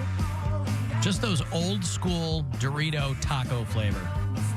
Oh, yeah. They make them in the old bag, the original bag now. And yeah, those are good. I like those a lot. I just don't eat a lot of Doritos. I don't either. I don't get them a lot. But and some people just, when they do, they reflexively go for the Cool Ranch. And that's fine. Or the nacho cheese. Boring. What kind of cheese isn't yours, Mary? Nacho cheese. Or not mine? Or, Yep. Is your MAGA brother the one who lives in Louisville? Mm-hmm. Will you give me his address? No. No. Why? Well, because I was reading that he wants to send him a can of Pringles with a surprise in it. No. I was reading that gas prices have dropped for 10 weeks straight, and I want to send him a stack of those Biden did that stickers. Oh. So he can put them on all the gas pumps. You should. Maybe I will give you his address. Mm-hmm. Well, put some Alan Cox Show stickers in there, too. Of course, he could also get those from you, but yeah, it's weird how when gas drops, you don't see those Biden did that stickers all over the pumps anymore. Weird. Interesting. I was filling up this morning, and I was like, wow, that doesn't seem like much at all. And then I kind of Googled average gas prices, and it said, yeah, they've dropped for about a couple of months now. I'm like, all right.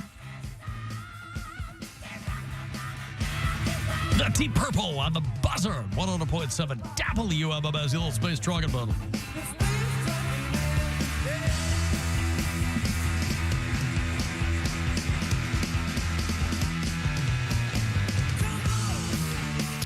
The Cavs win last night, by the way. Here at home against the Atlanta Hawks. They'll stay in town for a couple more days. Tomorrow night, 7 o'clock, they're going to host the Trailblazers. And then Saturday, they are off to play the Pistons. And don't you dare, by the way. I know there's people over there at the Cavaliers organization that listen to this program, transcribe it probably, as we're the FM flagship for the Cavaliers. Don't you dare go long on Saturday night, because I got a metal show to do at 10 o'clock. Duh. All right? Trifle with me, you ornery mange-bearing coyote. So let's get the game. Let's do it. It's the Pistons. You know, have your way with them. But come 10 o'clock, you better be done. The game will be done. Whoever does a post show, chop, chop. Let's, can you say chop, chop anymore? Is that considered, What's the origin of that? Chop, chop? I thought it was like a chef thing. I think it's an Asian thing, and I don't know you're supposed to say that anymore.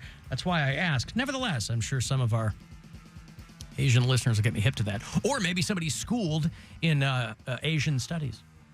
But 10 o'clock Saturday night, right after the Cavs game, we do a metal show here called 2 Hours to Midnight. We were off this past weekend because it was a holiday, and I was gone. But it's me, and it's Corey Roddick, and it's Pat Butler, and it's 2 hours of metal. So I'm just saying to the people over there at the Cavaliers, let's wrap it up by 10 o'clock, all right?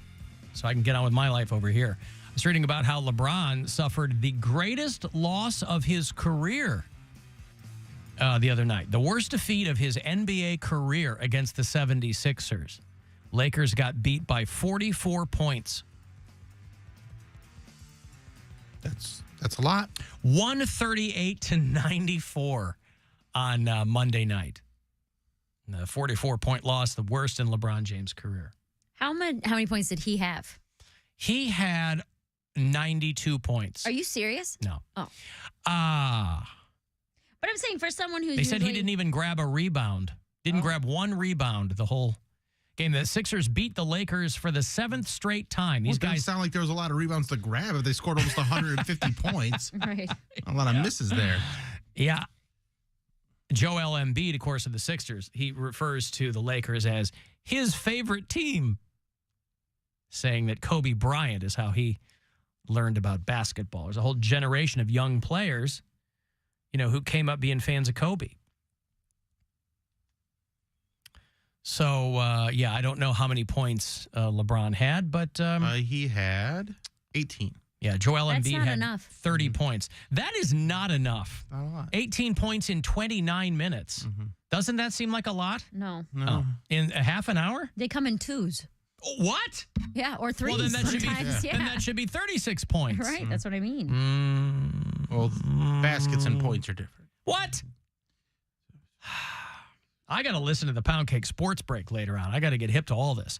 He's got a brand new one coming around 5:30. Is he breaking down how scores are different in different games? I sure hope so. It's why, Joel Embiid might have gotten a hold of his basketball information from Kobe Bryant, but Kobe's not around anymore to get me the info, so I have to rely on our own Cody Poundcake Brown. He's not only Cleveland's best sports talker, according to the readers of Cleveland Scene magazine, but he's the best sports talker we have on this show. And that's a pretty high bar because, boy, I'll tell you what, you get Bill Squire or Mary Santora or Alan Cox talking about sports, woo! We'll talk your goddamn ears off. Put you in a tizzy. All in a tizzy. So 5:30 today, that's going to be exciting when we get the new Poundcake Sports Break. I'm breaking down something, that's for sure. Yeah. Yes. Some people are taking umbrage with one of the guys in the UK Parliament because he took a weird detour. I mean, first off, this is a really, you think nobody can get anything done here, or they're dealing with dumb stuff over in the United States Congress. Over in the UK, they're debating the presence of gray squirrels. A guy named Jim Shannon, who is, to an American ear, is very difficult to understand, but he's a member of Unionist Party in Northern Ireland. And there's a big debate over whether or not they should control the gray squirrel population, because there are groups trying to protect the red squirrel population. And the guy didn't want the gray squirrels to invade their territory. He made kind of a weird analogy about it. Stuart Ranger team, they are in constant contact to monitor red squirrels and eradicate any greys that venture. Indeed, the very presence of grey squirrels are the Hamas of the squirrel world. Mm-hmm. Wait, what? Gray squirrels are the Hamas of the squirrel world. Say that 5 times fast. Listen, it's on everybody's mind. How are you going to be speaking extemporaneously about gray squirrels and their infestation of the red squirrel community and not have, that just shows you that this guy is thinking nonstop, trying to help find solutions to the Israeli-Gazan conflict. And it's seeped into his other parts of his legislation there. That gray squirrels are the Hamas of the squirrel world. But we're all thinking about it. Listen, Nickelback is the Hamas of the rock world, all right? We all know that. I like Malort is the Hamas of liquors. We all know that. Panera's Napa almond chicken salad sandwich, for instance, is the Hamas of sandwiches. So don't leave this guy out there hanging. You know, he's closer to that conflict than we are in Northern Ireland. But some people, they had to put out a hastily drawn up statement that he didn't mean anything by it. But you could barely understand the guy, right? I mean, hard he's, to you know. understand. Yeah, he's very hard. Stuart Ranger team, they are in constant contact to monitor red squirrels and eradicate any greys that venture. Indeed, the very presence of grey squirrels are the Hamas of the squirrel world. Maybe he was trying to say that gray squirrels really love hummus. Oh, they make good hummus. Gray squirrels? Yeah, they're the hummus of the, you know, you make them into a puree. Oh, make them into, Yeah. Oh boy, wow. Hey, are you short on Hummus, chickpeas? What about squirrel? You ever had squirrel before? No. Yes, I have. When I was a kid, we drove out to Arizona and we stopped at the Big Texan in Amarillo, Texas. And they had like rattlesnake and squirrel and rabbit on their menu. So we tried a little bit of everything. It's not bad. I mean, it's all just meat. Yes, you know, it tastes like 100 other things. Yeah. I couldn't really. And also, when you're having it on a like tasting platter like that, I think everything was pretty much deep fried. So just like, nothing had like a distinct flavor that I was like, oh, that's different. Right. Because some people go, well, it's a little gamey, it's whatever. But, you know, they also have to, for people who are like Cajun cooking and things like that, they douse it in so much spice. Mm-hmm. Didn't let the natural flavor of the nuts that the squirrels are eating come through in the meat. That's why I sound like, I thought this would be a lot nuttier. I mean, they're trying to, I realize they're trying to squash whatever waft of rodentia there is with these squirrel stew, but man, put some mice and rats in there. That's, I understand. They're all rodents. People are making squirrel stew. But if you said, hey, would you like some rat stew or mouse stew? People would go bananas. It doesn't sound great. No. Mm-hmm. So what's it? I don't like you think said, I it's like all squirrel meat. either. Yeah, I don't think it's all. But yeah, there's something about squirrel that is more palatable. Because maybe it's because they're cuter. Is that what it is? I think make them less likely to eat them. Right, but you're more, and they also don't invade your home. Like a mouse and a rat invade your home, and like you think of them being in like your garbage and stuff like that, which a squirrel would do too. But the idea of a rat is more just filthy. They carry disease, and historically, rats and mice are looked bubonic upon. plague. Yeah, you know, boy, they're trying to wash that off the lowly rats, aren't they? They're never going to live down the plague. Guys, it was years ago. Come on. So long ago. Forgive Just us. get over it. My goodness. You always bring it up. Always with the bubonic with you. So, your thought: the cuter the animal, the more likely you would be to eat it. Is that what you're saying? Because they were so cute? No, I think. Like, would you have maybe it's not about the cuteness, but I think it's about the, like, just what you're associating them with. Like, you think of a squirrel, that's like a wild animal. But you think of a rat, you're like, that's invading my human space and being gross. I see. Yeah, like a little too close for comfort. Yeah. So, if there's an animal similarly made of meat, but it's not anywhere near kind of your living quarters, you go, okay, that's far enough away where I can make something out of it. Like and also squirrel is something that I would eat only to survive at this point. Like I'm not gonna, but I also, aren't we all eating to survive? But I'm saying like I would eat squirrel if I was in a, like a survival setting. Yeah, Survivor Man situation where you had to eat like a rabbit or a squirrel or you had something. to catch your food. Just to exist. I mean, I'll pull back the curtain a little bit. Every year at Christmas, I make my famous alpine marmot stew. And it is... Nice marmot. And my stew really ties the room together, and it's really, really delicious. It's not as good as my meerkat mincemeat pie, but it's right up there. So, something to consider. And this is why your tastes are so off. Yeah. And Is so that different. why? Yeah, I mean, it sounds like it. Meerkat mince pie or whatever. Is it because I've been eating too much marmot? Yeah. I think so. Oh. Someone brought up, what about Whoopsie? She's cute, and she's probably delicious. Who said that? Just a texter. Oh. Yeah, but did she have a lot of fat on her? Not really. Oh. So there's not going to be very good marbling there. No, there's not. She's going to be stringy. Alan, what would you consider the Hamas of dogs or birds? There's a Hamas of everything if there's a Hamas of squirrels. Well, maybe he thought, like a group of lions is called a pride and a group of crows is called a murder. Maybe he thinks a group of squirrels is called a Hamas. They're a Hamas of squirrels. Doesn't like the gray squirrels. Although you never do see them in a big pack. No, they're pretty solo. They like their space. There's one thing you know about squirrels. They like their space. Can you eat squirrel if you have a nut allergy? I don't know. Alan, it was the fleas, not the rats, that caused the black plague. The rats didn't help.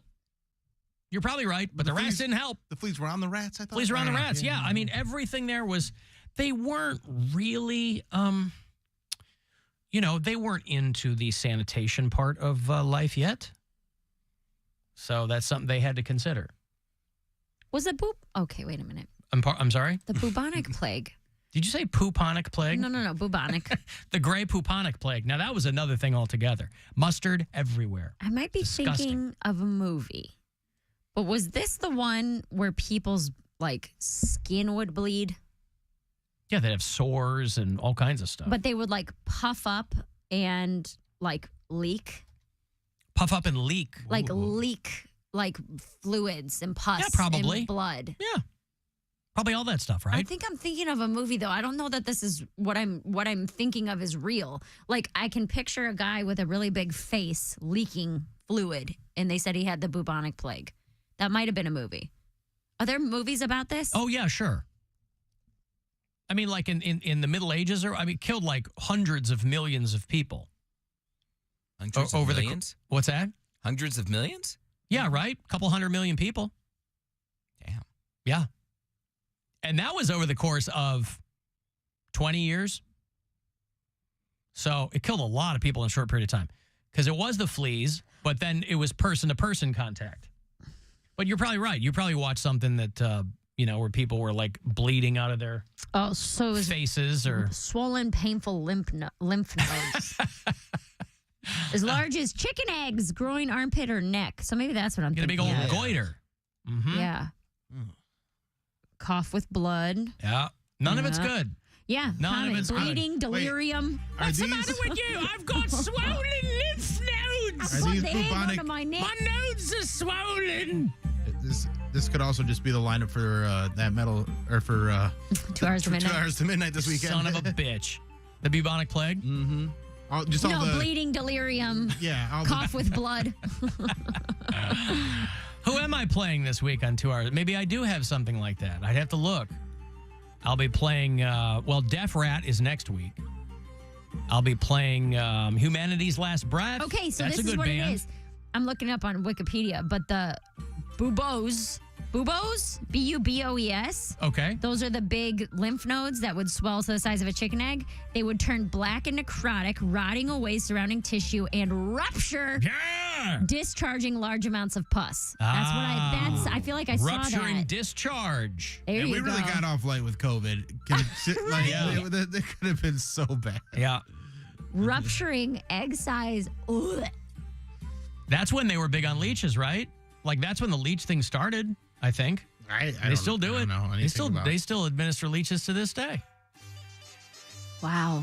I got an egg-shaped... What was it called? A bubo? Bubo. I got a bubo on my leg. I'm discharging pus. Oh. Not the kind for women. So much black necrotic pus. Please let me out of the shed. A bubo. I might not be even saying that right. They probably are. I mean, bubonic comes from that, right? Boob. Okay. This guy. The bubonic plague is how he thinks of it. He's like, oh, man, what would I have done back then?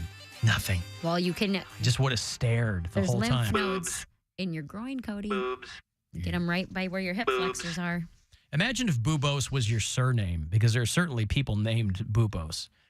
And you'd have to go, oh, I'm Frank Bubos. And, you know, probably aren't enough people who know that word where you wouldn't get a lot of laughs. But sooner or later, you're going to run into a professor of medieval history. You know how you're always running into those people? Yeah, they're everywhere. And, boy, they're going to laugh at you.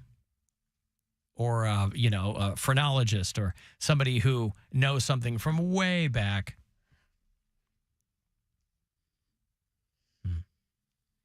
I've got to take a break here. I will have, Tesla tickets. You want to go see the band Tesla? They are on their Keeping It Real tour in the spring. I think March is when they come to do the MGM Northfield Park.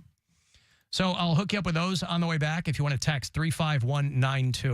It's the Alan Cox Show. Everywhere on our free iHeartRadio app or whatever smart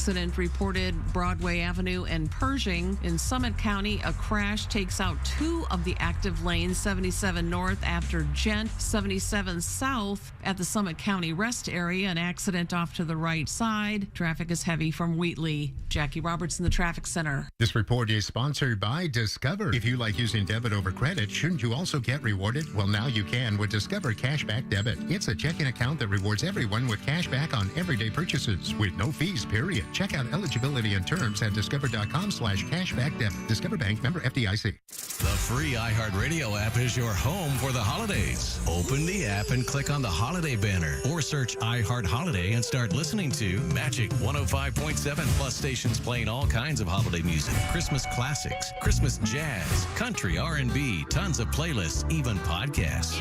Our gift to you, the perfect holiday soundtrack. Join the millions of listeners on the iHeartRadio app. Free never sounded so good. It's time to give stuff away. It's time to give that stuff away. It's time to give stuff away. Give stuff away. All right, so return to Jeff Keith and Tesla, who are going back out in the spring on the Keeping It Real tour. That'll get them here St. Patty's Day weekend, Saturday, March 16th, out at MGM Northfield Park. Tickets, info, all the other stuff at Ticketmaster.com. You dig Tesla? I think Stansbury might have played him today for Big Hair Wednesday. Good luck, car 10. These are yours, this pair. 216-578-1007 or 800-348-1007. Some things are never meant to be discussed in polite society. Welcome to Impolite Society. The Alan Cox Show. On 100.7 WMMS.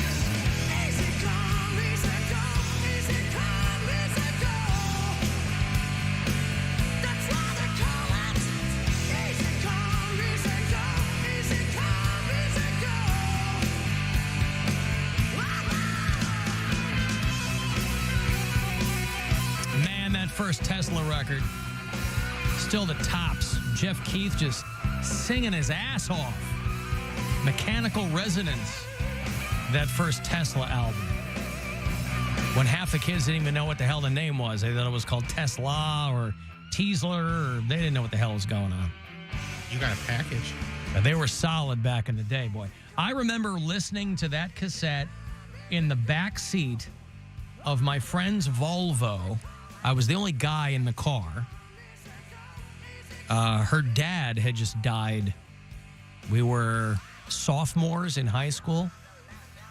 And we were on the way to my friend Christy's dad's funeral. She's riding shotgun. Another friend of ours is driving, and I'm sitting in the back seat, sandwiched between 2 of my other female friends. I don't know how that's what the seating arrangement came to be, but we were listening to Mechanical Resonance on cassette in the Volvo on the way. Maybe she just needed something to kind of take her mind off things. I don't know what. But I had worked myself into a nice little community of rocker chicks, and I didn't know many. So I'll always have an affinity for that album, that cassette. But Tesla back in Cleveland next March. What did you say? What's going on? You got a package. You got a package from Australia. Let me see. It looks like a record. It's addressed to me. To you. From Australia. Aussie Mayor here sent you a package. I'd like you to open it on air. On air. You All request? right. You don't have to. I don't even know what it is. Looks like But- a record. How do you know? Because that's what records look like. I mean, it's just a cardboard box. It is. But it's thin. He's probably right. I mean, it's a record or it's a calendar. Perhaps it's a calendar. You know how I love wall calendars. I sent you It's a like barely together. Wallaby Yeah, it of looks the like it Day got calendar. messed up. So you can see all the pelicans and kangaroos and rattlesnakes. I'm on somebody's mailing list, I guess. Uh-oh. What is it? It is a record. It's from Foghorn Records. Who the hell is that? It says, Like the chicken? yeah, that's what's written. Hope this letter finds you well and that you might be a vinyl fan. Extra Time is a new Australian band, and this is our second album. I think because of the metal show, I'm back on some mailing lists. I don't even know if this is a metal band. It's probably not. Well, The album is give it a listen. Extra Time. The album's called Songs with Long Titles. Uh-huh. Does it look cool? I mean, Oh. Like, Some like neon writing. okay, it's got yeah, some. maybe. Anyway, yeah, I think I'm probably just on some bunch of labels mailing lists, and they Hey. sent me one. That's cool. The album will come out on digital streaming services, but this limited edition vinyl version, we sent you one of 100 copies. Whoa. So if these guys blow up, That's going to be worth I'm gonna some have a real, dollars. I'm gonna have a real collector's item on Don't my send it to hands. Florida. Shut up, What Mary. happened? My brother's asking me about that when I was home for Thanksgiving. He goes, "So did you get that figured out?" I'm like, "Nope." Gwen keeps wanting me to. She's like, "Sick me on him," and I go, "Fine." I go, "Go ahead, call him. You're not going to get any further than I did." Although she is very persuasive. When I started this, this is from Brendan McNamara Oh, yeah, Brandon, I know. with Foghorn Records there in Australia, sending me the new album from Extra Time. All right, well, there you go. Thank you, lads. Okay. I do appreciate it. I do like vinyl. I don't really go album shopping as much as I used to, but I will order, if there's like kind of a rare repressing or something of a band that I like, I grew up with a different kind of repressing. Yeah. It was religious in nature. But now, as an adult, if I see something like a band that I like and they're, you just have ads fire hosed at you, and once in a while one of them will stick, and they'll go, "Hey, we're only making 500 of these." I'm like, "Okay, cool." If this is the band, if I found them on YouTube, there's nowhere to go but up because they don't have a ton of views on their stuff. Okay. On there, they do have like a music video that had how many? They called Extra Time. Oh, here we go. Extra Time Band. Okay, I was on the wrong one. Not much better. Okay. Still bad. All right. But this one at least has a music video has got 3,000 views on it. So that's better than the other one was like 100 or 200 views. So Extra Time. Okay. Yes. The band, what? This says the band got together in the Sydney suburb of Lernia in 1976. Oh, yeah. That can't be right. Classic. This guy's been around since the 70s? Mm-hmm. Doesn't look like the band that I'm looking at. How many bands is it?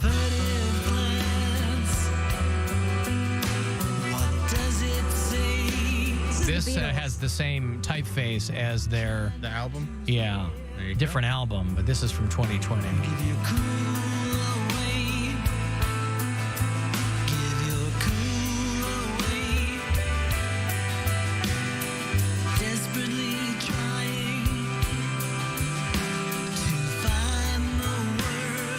All right. Well, the world needs ditch diggers too, as my dad always said. But thank you, lads. Listen, I don't ever want to crap on an artist trying to do their thing. I have a lot of local bands that send me stuff for 2 hours to midnight, and some of them are terrible. But I love to hear what people are doing. And I'm not telling them I'm not going to play it. I'm just like, let me listen to it, and if I like it, I'll play it. So if you're in a local metal band, send me your stuff. 2htm@wmms.com is the 2 hours to midnight email.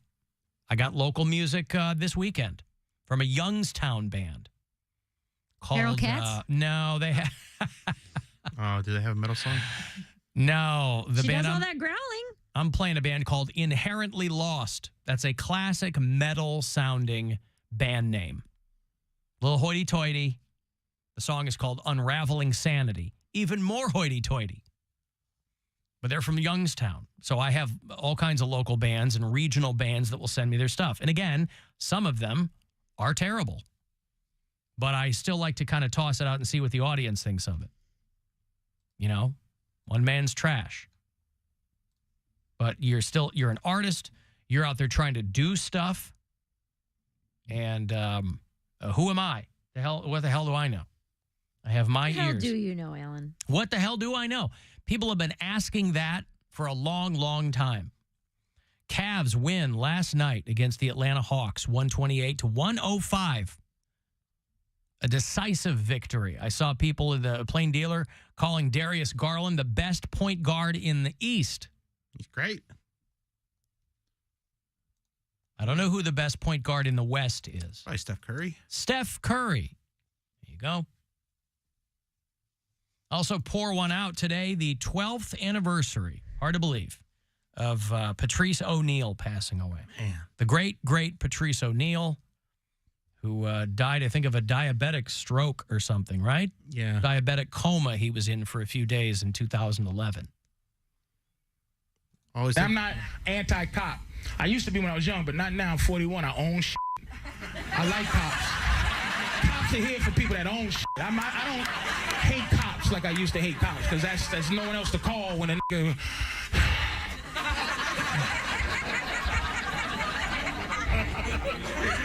When you own shit, this is a young table. When you own shit, you like the cops. Trust me. When I was young, hold you, bro. 26. Well, you're getting close. What's your credit? Credit good? Credit's good? Did you buy anything yet? You own anything? What do you own? Nigga, that don't count. You know what I miss, slick bastard, but it's all right. There's a lot of white people here. Pick up yourself. I own shit. What do you own? And the thing is, you didn't want a straight lie, so you said a car. And there's white people sitting right here going, oh, boy. Congratulations, nigga, you own a car. Yes, you work hard, young man. Oh, goddamn. Elephant in the Room is still one of the best hours of comedy in the past 20 years, easily. He died not even a year later. It was probably 7-8 months before he died, and it was his only hour, right? It was the only hour special he did. The only hour-long like video special. He had a few albums that he put out. He had Mr. P, and he had, So, Lost all Tapes or great whatever, stuff, yep. Yeah. But Patrice O'Neal died 12 years ago today. I'm very lucky that I got to work with that man. He did this show one time. I'd been here about a year and a half, and Patrice came in, and we had a long conversation. We worked together. It's probably 2008 or 9, and got to feature for him. The host of that weekend was Miss Pat. Oh wow! She had just started. You know, she's like got a judge show now. Yeah, because she hasn't been in here in a long time either. And I'm clicking around, and like BET or Bounce or one of those like black channels, they're like, Ms. Pat settles it. Is the show. She was co-hosting The Breakfast Club for like a couple. Was she? Couple days, I think. Yeah. So the judge shows, I'm very confused by judge shows. I'm confused by judge shows because they used to be judges, but now that format is they just put someone in a robe. And I know it's the Miss Pat thing is kind of a jokey pop culture thing, but it's difficult to discern something like that from like Judge Judy is a judge, and the other ones are too.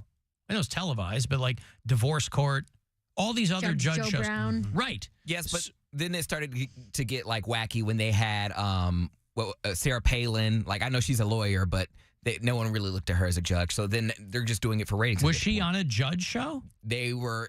I don't know if she had one, but they were in talks to give her one, and it was like a serious thing that she was. I don't know if they filmed a pilot and it just didn't get picked up, but I know she had a judge show or it was in the works. Right, but she wasn't a lawyer.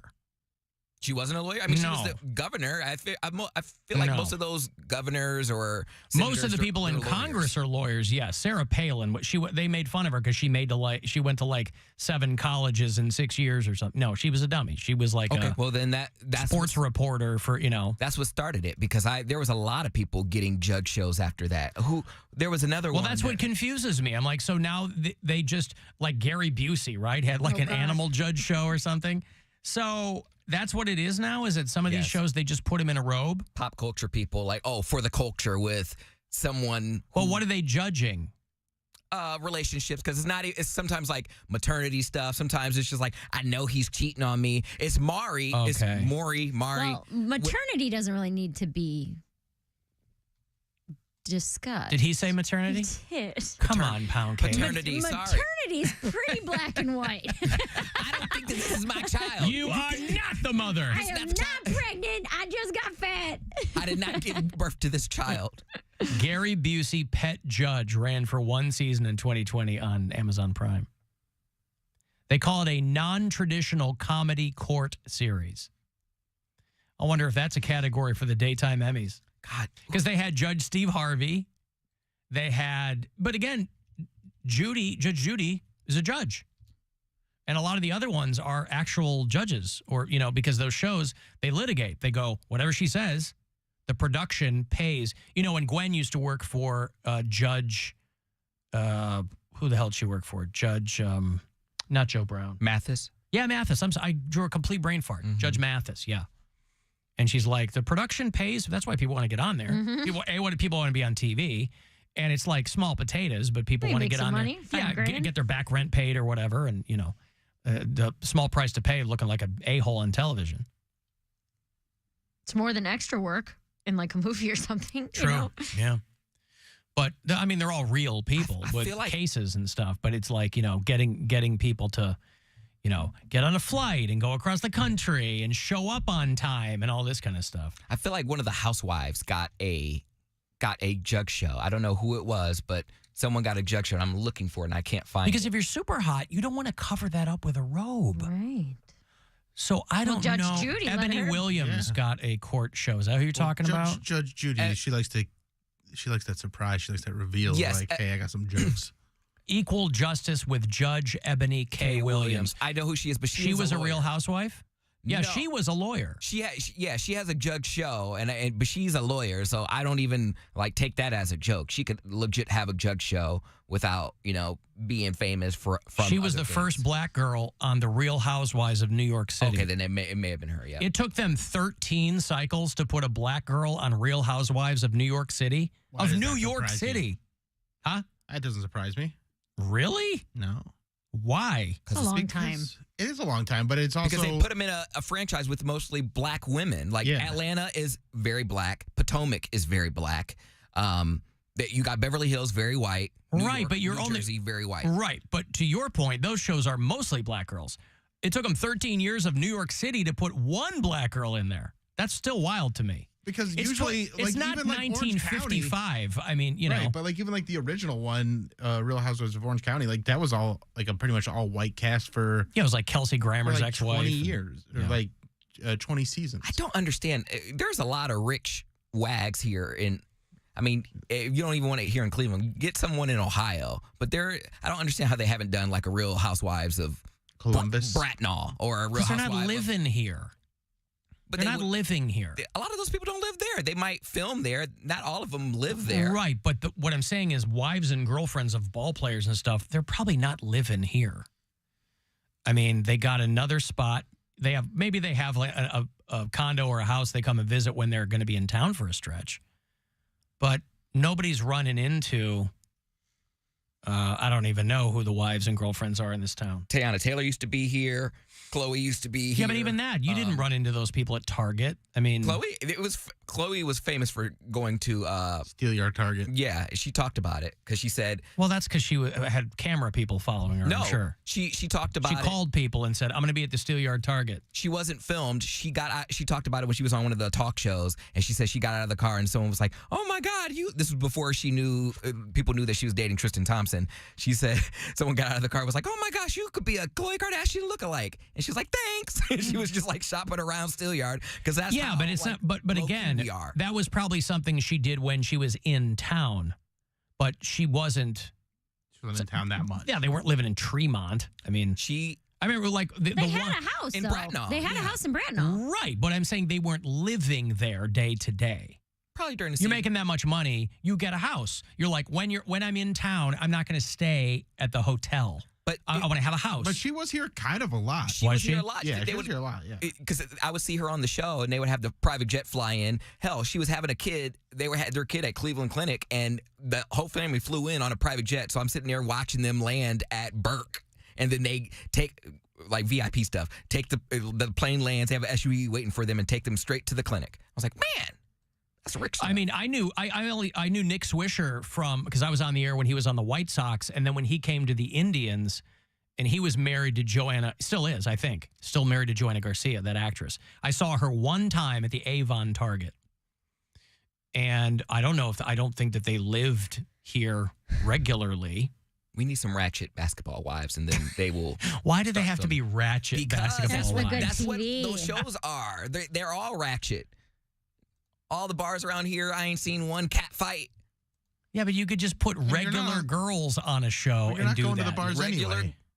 I'll go if I knew they was filming. I would be one of the extras. Like He wants to be a blurry face. you know, not even a blurry face. If they say we'll pay for your meal, all you gotta do is look surprised when someone get their tracks pulled out. I'm like, oh my God, he pulled out her track. His name is Blurryface, and he doesn't care what you think. All right, well, put it together. Poundcake, I'm telling you. You put a show like this together. I got to be EP. Judge Coach Brown? You package it, you film it, you sell it. You want to get anything on of your own, you got to write it and produce it yourself. Real Housewives of Parma would be a great show. Real Housewives of Lorraine. But they're all named Lorraine. No. Oh. Well, that's the last idea I'm giving you. I'm saving all the gold for myself. Smart businessman. We need a rich suburb like Beechwood, Pepper Pike, yep. Or Real Housewives of Pepper Pike. Bruh, Gates Mills, bitches. Hunting Valley. Now it's hunting season only on Bravo. Yeah. It's open season. For the quarter square mile that is Hunting Valley. I got a break. You want to send a text 35192. You can watch live if you like at AlanCoxShow.com. The Alan Cox Show on 100.7 WMMS. And everywhere you go on our free iHeartRadio app.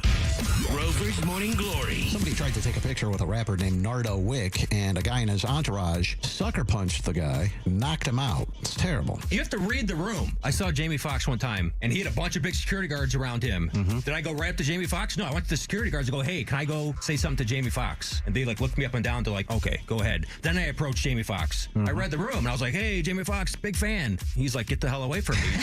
Rover's Morning Glory. Weekdays on 100.7 WMMS and 24/7 on our free iHeartRadio app. Your afternoon drive is brought to you by the Ken Ganley Auto Group, Ohio's #1 automotive retailer. Hey, it's Alan. As the season of giving approaches, there's never been a better time to donate your old car to Cars for Kids. Call 877-CARS-FOR-KIDS or donate online at carsforkids.org. You can schedule a free pickup at a convenient time. Your car has driven you a lot of places, but now you're driving opportunities for kids. Your generous donation unlocks a suite of thank you gifts, including a maximum tax deduction, a vacation voucher, and the heartwarming glow that comes from giving. Dial 1-877-CARS-FOR-KIDS or online at carsforkids.org. Remember, Cars with a K. The Rolling Stones, live.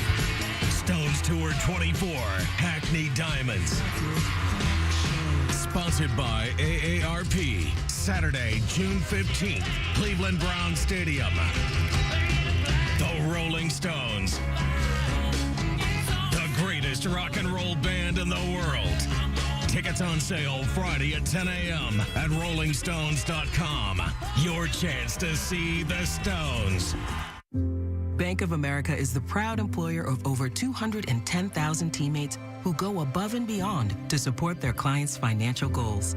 Like Bruno, a Better Money Habits volunteer champion who helps debt feel less scary by giving clients tips and tools to tackle it little by little. For all your financial goals, we're here to listen and help. What would you like the power to do? Learn more at bankofamerica.com/about. Bank of America NA, member FDIC, equal credit opportunity lender. Hey, it's Alan. Score early this NFL season, all season long with FanDuel, America's #1 sportsbook, because right now, new customers can get $150 in bonus bets with any winning $5 money line bet. If you're not on FanDuel yet, use my name to do it, FanDuel.com/Cox. It's $150 if your team wins. So if you've been thinking about joining FanDuel, it's a great time to get in on the action for the remainder of the NFL season. The app is super easy to use. You can bet however you like. Spreads, over-unders, player props, and, of course, Moneyline. FanDuel.com/Cox. Do the NFL season right. FanDuel is an official partner of the NFL. 21 and over and present in Ohio. First online real money wager only. $5 pregame Moneyline wager required. First online real money wager only. $10 first deposit required. Bonus issued as non-withdrawable bonus bets that expire 7 days after receipt. See terms at sportsbook.fanduel.com. Gambling problem? Call 1-800-GAMBLER. With Black Friday savings all month long at the Home Depot, you get all the jingle bells and whistles you could wish for with LG appliances. With America's most reliable line of appliances per independent consumer study, you can take holiday doing to holiday done and always be ready to handle last-minute holiday guests. Final days to save up to $900 on select laundry sets, including top brands like LG, with Black Friday savings at the Home Depot. How doers get more done. Ends November 29th. I got to ask, are you looking to switch your phone service? Well, what if there was a carrier that wasn't just another phone company? One that's brand new, built with technology for the next 50 years, not the last 50. Well, now there is. It's Boost Infinite Wireless, the only carrier that switches between its own network and the other top 2 networks to find the best quality calls and data for you anywhere, anytime. So why limit yourself to one network when you can get 3 and you get a low price unlimited wireless plan that gives you a new iPhone every single year? It's the power of new technology that gives you better service at lower prices. Boost Infinite Wireless. Boost Infinite Wireless. Call 855-55-BOOST. It's 1-855-55-BOOST. BOOST. BoostInfinite.com. That's BoostInfinite.com, or go to Amazon.com and search for Boost iPhone 15 today. See BoostInfinite.com for terms and conditions. What's better than giving a gift everyone wants? Getting free gas and groceries by earning perks on gift cards purchased at Giant Eagle, Market District, and GetGo. Choose from hundreds of gift cards to make everyone merry. Give Smart Style, Home Helpers, Family Faves, and Beauty Bests. Stop in our stores for bonus perk offers on gift cards. The holidays are magical at Giant Eagle, Market District, and GetGo. Time is of the essence with COVID-19. Prescription oral treatment must be taken within the first 5 days of symptoms. If you have a high risk factor, ask your doctor if treatment is right for you.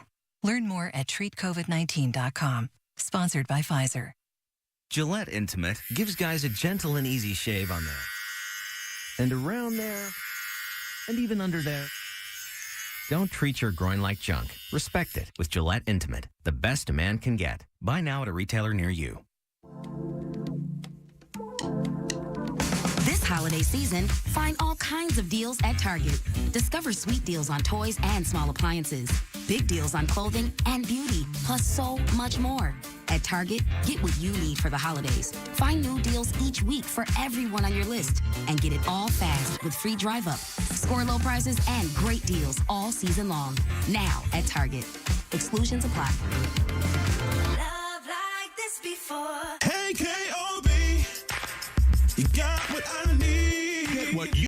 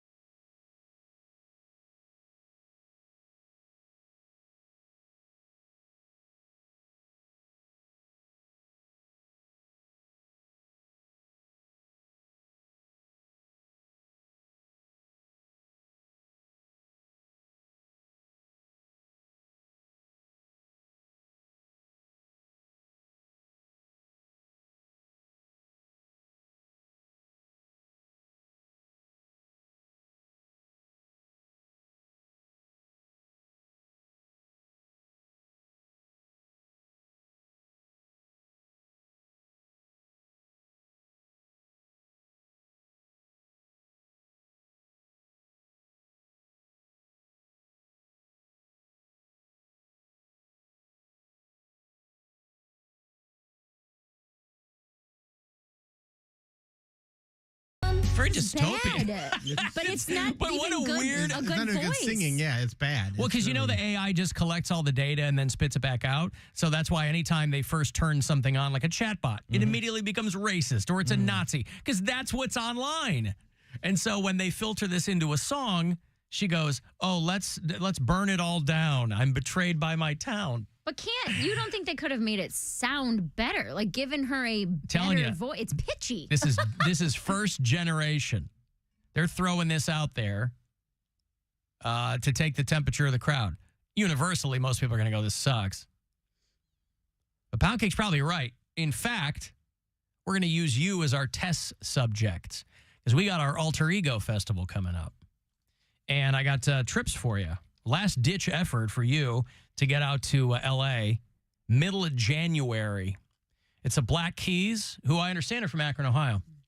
30 Seconds to Mars, Bush, who were just here for Buzzard Fest, and Sum 41, and Paramore, and more next in January. So here's your shot to go. Good luck. Now, your chance at a trip to our iHeartRadio Alter Ego. Text the nationwide keyword FLY to the number 200-200. You'll get a confirmation text and info. Standard data and message rates apply in this nationwide contest. That's FLY to 200-200.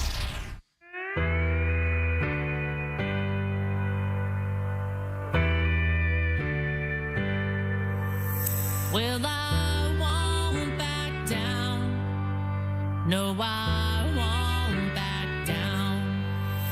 You can stand me up at the gates of hell, but I won't back down. Sexy. Eric Trump's wife.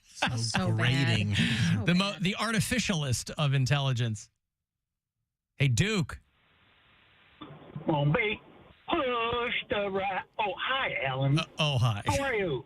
What's going on, Duke?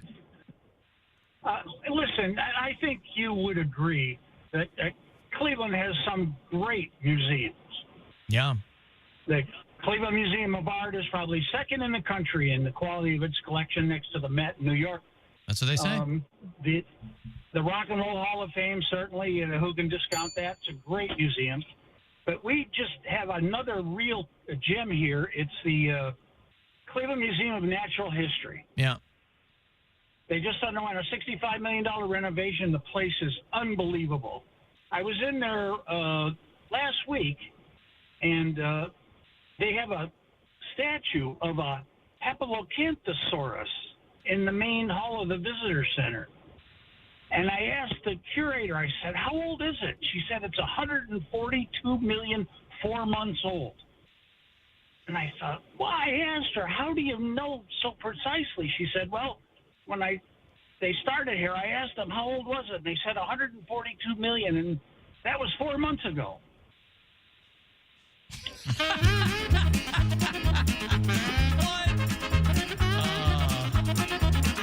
It was going to be like about dinosaur poontang or something, Bill. I was waiting for to be something more salacious than that.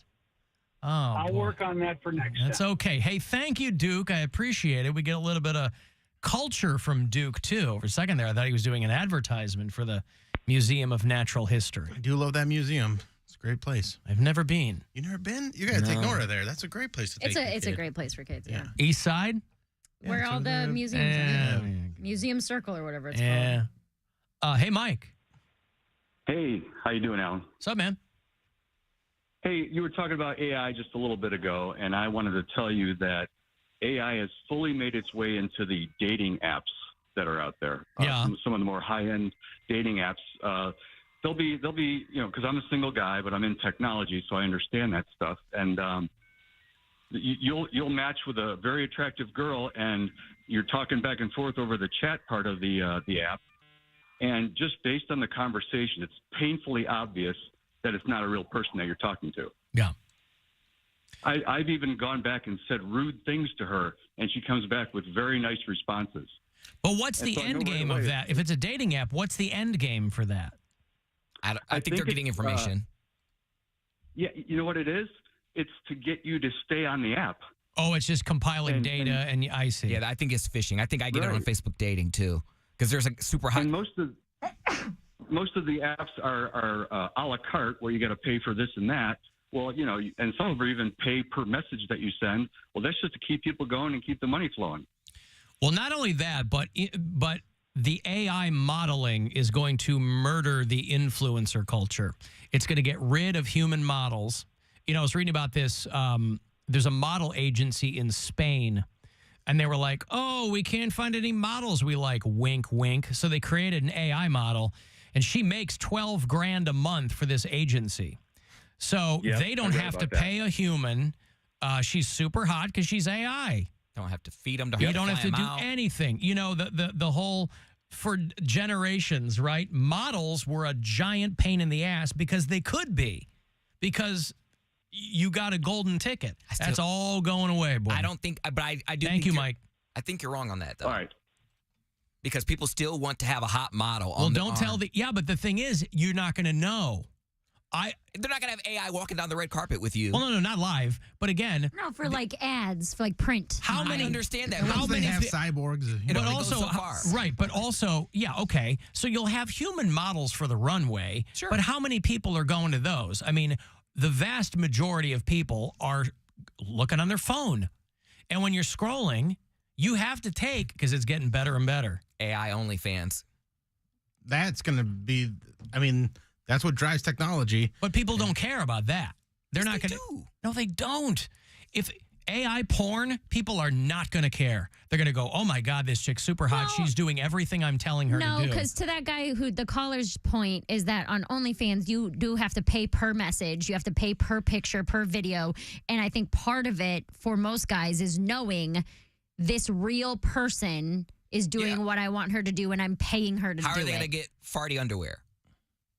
Listen, Mary Santora toes. There's enough weird pervy dudes that they're going to be fine with the AI version if they're doing. Yeah, that's why this model. Exactly that's the what point. they want. Yeah. This model's making $12,000 a month, and she's not real, because they're like, oh, she's hot, and the agencies are like, oh my God, if we can make this kind of, it's not millions of dollars, but it's going to get better, and they're going to get more advanced. These agencies are like, why do I need some pain in the ass model coming in here when I can create one? Yeah, it will work for print, but everything else, like the underwear models and walking down the runway or like dating athlete or something like that, they're still going to want a living, breathing person, and they have to have, you know, they have to be a certain level of status. The only way you do that is I was by reading being about a girl on Snapchat who was like, I was trying to find a way to create another revenue stream. I was trying to get a side hustle, make a few extra bucks. So she just did what anybody can do.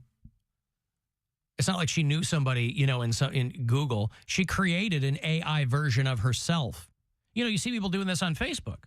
But that's just And so they Twitch, can, too. yeah, they work on, you know, facial recognition technology by getting you to make an AI version of yourself.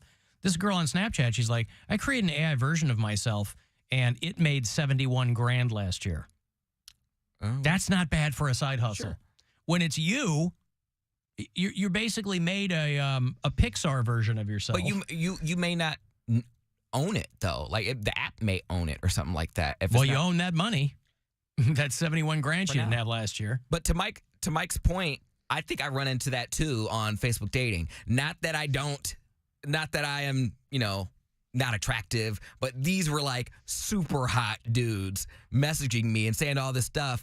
And I looked at their profile and they're fairly close. And we have no mutual friends. That's a red flag right there. Immediately, if I date someone, I at least, at the bare minimum, I have 2 gay friends that are mutual. And none of that. So I'm like, oh, wow. So they're just gathering information. So if I say I like something done to me, it's storing that so it knows, okay, Cody Poundcake Brown, black, gay, lives in a small town on the radio and likes certain things service. Like I'm black and I'm gay. It's storing all that information. It took What me do a they while. need that? What do they need sex information for? It's just data. You know, if they want to learn stuff about, same reason why these little apps want. Send you dildo ads or want your pictures. It's just data squeaky time. that it collects. But I mean, this not as good lately. This agency, this Spanish AI model they created, they put her in things. So they posted photos of her at the Blink-182 concert in Barcelona. But she obviously wasn't there. She's not there. And so this company is getting all this interest now from brands that want virtual models because they're like, this is great. I don't need to hire a human model to pimp my dumb chips or whatever. I can't toss off to a fake person. Not yet. pretty soon you're not going to know they're fake. I mean, this stuff's getting better and better. And pretty soon, we're not going to know the difference. We're just not. That's how, Neil deGrasse Tyson talks about how dumb the human brain really is. He's like, there's so much stuff that the human brain can't do. He's like, optical illusions kick your brain's ass. Right. Yeah. There's a whole book series of them. Yeah. It's pretty wild. Now, will there ever be somebody who can perform Poundcake's computer love? Absolutely not. He will own that. I mean, I own it. But, nobody else will be able to perform it like he does. Of that, we can be sure. I should have you do the 2023 version. Okay. Updated. I like the OG. I don't want Poundcake's version. I don't want him getting the publishing rights. Yeah. I don't want him owning his masters. I already own my name, my likeness, my copyright, and my masters. Oh, boy. Anywho, hey, the Poundcake Sports Break, you can't replicate that either. To the best of my knowledge, there's no one else doing sports in Cleveland, Ohio. He's got that all sewn up. So we'll get to the sports break around 5:30. If you want a 4-pack to get to Castle Noel, Christmas time, no better place to be. It's out there in Medina. We'll hook that up on the way back. This is the Alan Cox Show. Everywhere on our free iHeartRadio app or whatever smart device you have. Just tell it to play the Alan Cox Show on iHeartRadio.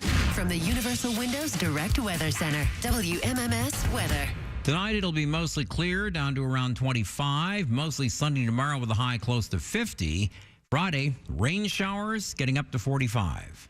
This report is sponsored by Medical Mutual. Looking for better Medicare coverage? Medicare Advantage plans from Medical Mutual can save you money and offer friendly Ohio-based customer service.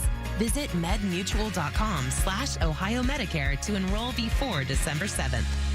Hey there, it's Alan for Northeast Factory Direct. When you have gone into big box stores, maybe under duress, maybe a friend told you, they go, oh, go in there. It's really, really nice. They got the espresso bar and the whole thing, salespeople in tuxedos. I don't know, whatever it is. You're paying for all of that, They're going to be tacking those costs onto whatever already overpriced a piece you're looking for your home. It's why I point people, and have for a long time, to Northeast Factory Direct, because they don't have anything like inflated rent. These are warehouses, nothing fancy. Salespeople are awesome, but they're not, crawling all over you because they're angling for commissions. But you're still going to get great items for your home. If you want living room furniture, if you want to redo your kitchen, they have kitchen designers on site. If you need new bedroom furniture, they have hot tubs and mattresses and everything else for a fraction of the cost that you would be shelling out anywhere else. So they operate a little more out of the way, figuratively and literally, but you'd be glad.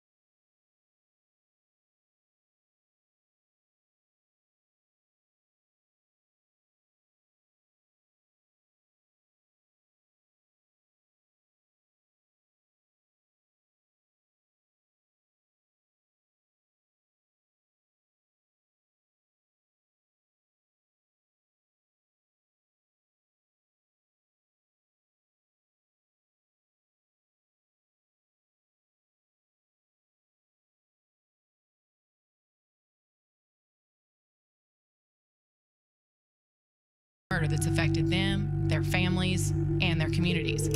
I'm Katherine Townsend. I've launched a new show on the Helen Gone feed, Helen Gone Murder Line. Every week, I feature a new case and help as much as I can to get the word out about unsolved murders. Listen to Helen Gone Murder Line on the iHeartRadio app or wherever you get your podcasts. It's time to give stuff away. Time to give stuff away. All right, I'm going to get you Christmas on down in Medina. I get you 4-pack of tickets here for Castle Noel, America's largest year-round indoor Christmas entertainment attraction. Take that, Frankenmuth. CastleNoel.com. Got all the details for you. Want to buy tickets, info, whatever you need. They'll have it. 4-pack of tickets here for you. Castle Noel in Medina. Caller 10. 216-578-1007 or 800-348-1007. Proving what one man can achieve with an utter lack of charisma. One of the great achievements of our time. Alan Cox. On 100.7 WMMS.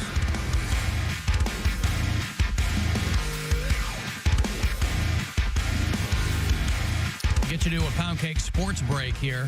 Had last week off because of the holiday, so, man, he's probably pent up. We've got all kinds of stuff he wants to tell you about. So we'll do that in a few minutes. The Cavs win last night. First of 2 home games this week. They beat the Hawks last night, and they will be playing another team on Friday. What will they be playing on Friday? I've already forgotten. Well, the Trailblazers of Portland. You know, PDX, if you're in the know, is how you're going to abbreviate that. Cavs, Blazers, tomorrow night, 7 o'clock tip. So as soon as we roll at 6:30, your pregame coverage will begin. And then they hit the road for a pretty good chunk. They'll start off in Detroit against the Pistons on Saturday night. They go to Orlando, 2 nights in Boston before they come back home. Middle of the month. Tomorrow, as it is the last day of November, is going to be the last day for you to get some gear at CLE Clothing Company with the promo code GRAVY. That was your Thanksgiving November promo code. So Friday we'll start with the new one, which is Cheer. Cheer for 20% off all through the month of December, which, if memory serves, has 31 days. Hence the New Year's Eve part. Well, they'd have a New Year's Eve even on a 30-day. Right. Right, but I associate New Year's Eve with December 31st. That makes sense. In my That's what it brain, is. yeah, that's how it works. So Friday we'll start doling it out with cheer. Speaking of Boston, Cavs doing 2 nights at the Celtics, of course. We have a lot of bureau chiefs in Boston. We've got Tim, and we've got Jesse, and we've got Alyssa. Dude, have you seen Jesse's Girl? From the song? Like that Jesse's Girl. The bureau chief. No. Super hot. Oh, yeah? Well, Kinda like the song, that but like, Jesse's yeah. a girl. It could be Jesse's girl. Yeah. I don't know her. I don't know her situation. Maybe it's Jesse's Grill. Oh, I wish I had It's Jesse's really grill. hot. It's a typo. Kind of hot. And has anybody ever used that for an ad campign for a grill? Like, has They Traeger done? should. I wish I had Jesse's grill. Somebody has to I have think done that that. is actually I think it's like a Weber or whatever. Weber. Is it Weber or Weber? It's Weber. Weber. Yep. Not much of a grill guy myself. All right. Well, you're living up there high in the clouds. I mean, they have grills that we can use, but You don't walk out there with a seasonal. big old bag of Kingsford and get it going? No, they have gas. Well, I don't know they if they've put got- them. They take them inside. I don't know what you hoity-toity They sky put them dwellers inside are in the using. winter. Oh. Well, I wouldn't recommend in your building grilling inside. I will not. That's a very bad idea on their part. Not See, where I am, I'll grill year-round. Inside. Inside. Yep, right there on my patio. Got a brisket going. I want a hibachi. I want like a hibachi, like just a flat top grill is Just what do I it on the want. engine of your car. Maybe. What? Anywho, Boston. They arrested a homeless guy because he'd been going around the city vandalizing things. Specifically, very specifically, a weird one. They were especially upset that he yanked Paul Revere's headstone out of the gravesite. Damn. Isn't that a wild But thing? you gotta be I mean, strong. I doubt maybe he didn't even know what he was doing. Maybe his family, Lawrence Hawkins is the man in question. They said he was also extremely disruptive while in court. What a shock. Maybe his family, maybe the Hawkins clan, has a long-standing feud with Paul Revere's descendants. Maybe it's one of those birth of America type grudges. He yanked Paul Revere's headstone out of the grave. He vandalized the Holocaust Memorial. This is during what they called a citywide spree. A spree. Crime spree. 8 different locations. The first call came in around 11:30 on Saturday night. Front door of a business was smashed. There was a brick inside. Then did they sell bricks at the business? It was not a brick business. Okay. No. So that would have been an open and shut case. Using my powers of deduction. He probably threw that brick through the glass. Elementary, Watson. Then a cop who had started his shift found his front windshield smashed. And then Paul Revere's tomb was defiled. And then this guy did some stuff at the Holocaust Memorial. This is running around. Now, I don't know how close in proximity all those are, but these people described it as a city-wide spree, not a block-wide spree. That doesn't take a lot of work. Here's his defense attorney. My goal is to see to it that he gets the help and services he needs to be stabilized and to see if he appreciates the nature of the charges against him, which he does not seem to at this time. Let's just say that trying to interview him is less than fruitful. Trying to interview him. Here's the prosecuting attorney. Martin Luther King Jr. Well, yeah. Trying to interview him has been less than fruitful. I like that. That's a great way to put it. You know, this dude, he just gets assigned. Yeah. Hey, you get the crime spree homeless guy who took a dump on Paul Revere's headstone. Anyway, 4-hour bureau chiefs in the greater Boston metropolitan area, please know that our thoughts and our prayers, especially if by some quirk of fate you are a descendant of Paul Revere. I hope that your family finds peace. I hope that if you attend this guy's trial, if it comes to that, Paul Revere, a Boston native. And my favorite Beastie Boys song. He was, how many famous silversmiths can you name? Right? He was, couldn't be more aptly named for as much as people love him. Poundcake, are you ready for the sports break? I am. All right. Play ball! This is a Poundcake Sports Break.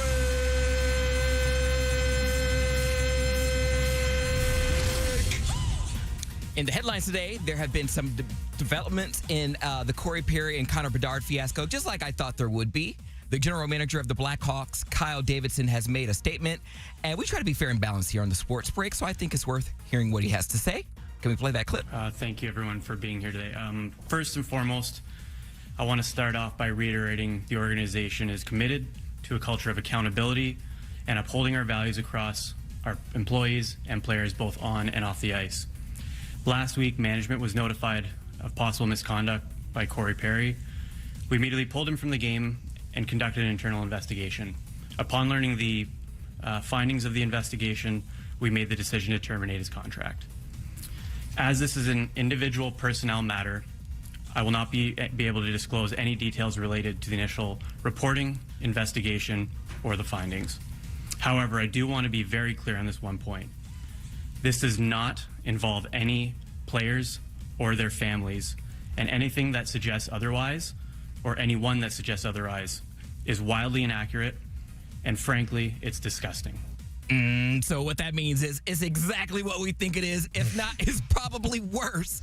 Mrs. Bedard was riding Corey Zamboni all up and down that hockey rink, wearing out that husband stitch. So, of course, they had to terminate his contract. You can't be rubbing, cocoa butter on your teammate's mom's stomach. So get that out of here. No wonder Corey loves being on the ice because he's cold-blooded. Also, fans are less than giddy that Josh Giddey is still an active player on the Oklahoma City Thunder roster.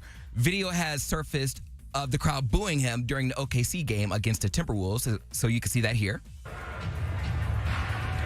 Boy, that was an attack by J-Dub going at Gobert, who's been one of the best shot blockers in the NBA over the last half-decade or so. And Giddey able to... Ouch. Yeah, so this all comes after news broke that there was an inquiry into Josh's alleged relations with an underage girl in California. So it's worth noting that Josh, who's 21 and originally from Australia, I'm not sure what the age of consent is down under. But here in the States, if she's underage, you're under arrest. So I'll keep you posted on updates. But upper management for OKC are not making any further statements at this time. And lastly, this is really sad because I was rooting for this couple, but it looks like it's going to get nasty. Teyana Taylor and her NBA soon-to-be ex-husband, Iman Shumpert, are living separately as their divorce plays out publicly in the media. Now, Tiana's lawyer, Tanya Mitchell, who seems equally as pissed and as equally passive-aggressive, put out a statement in all caps, and I quote, this matter will be very likely to still be private if Mr. Shumpert's motion to substitute true legal names as real parties in interest was not filed. Period. End quote. Yikes. Good luck, Amon. And that, ladies and gentlemen, concludes this Poundcake Sports Break. Play ball! This is a Poundcake Sports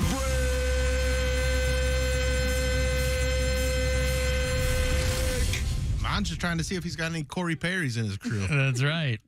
It's funny that we played that Kyle Davidson clip where he was saying any implication otherwise disgusting. He's like, I don't know if he still is, but he's been with the Hawks for a while, he was like the youngest GM in the entire NHL. He sounded young. But he's like 33 or something like that. But he was also the guy that went viral because that dude was doing like a hockey podcast when the NHL draft was in Nashville, and he caught Kyle Davidson on the street and didn't know who he was.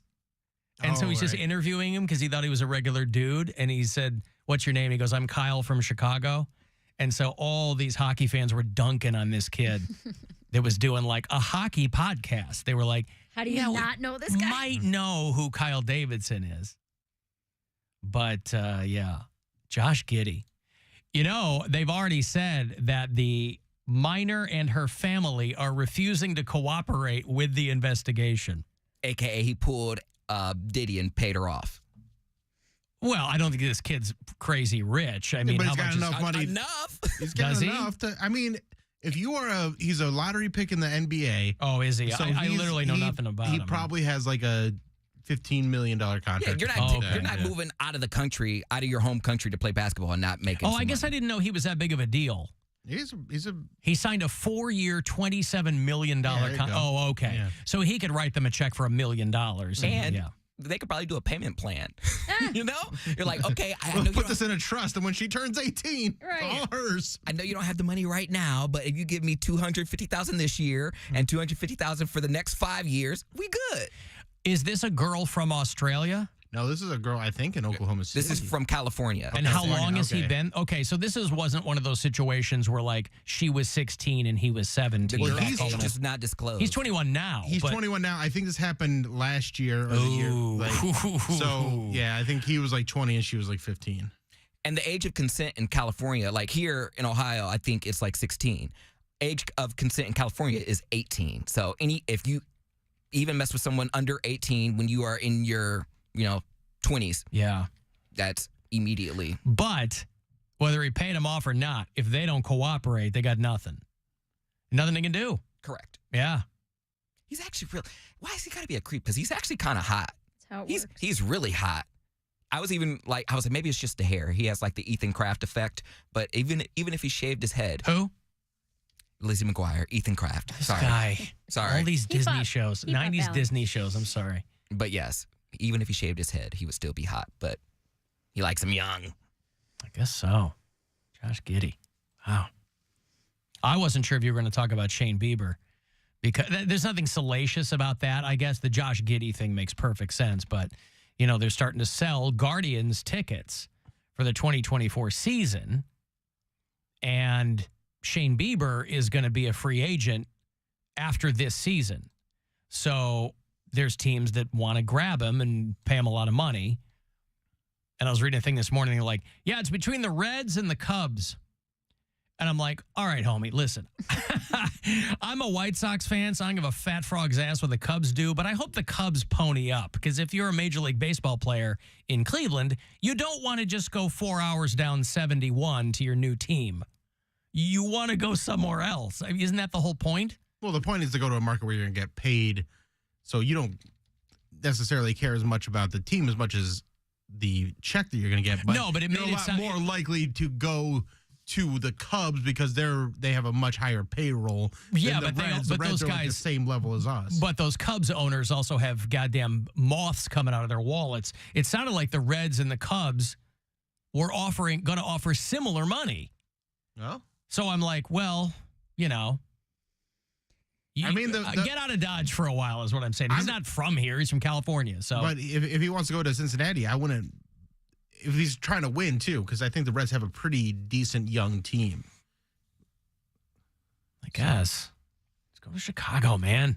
Yeah, I was listening to this old interview with Keith Hernandez. Not a lot of people want to go to Chicago. Please. A lot of people think Chicago is overrated. Well, Jim Tomey and Brady Quinn love it, so I don't know what to tell you.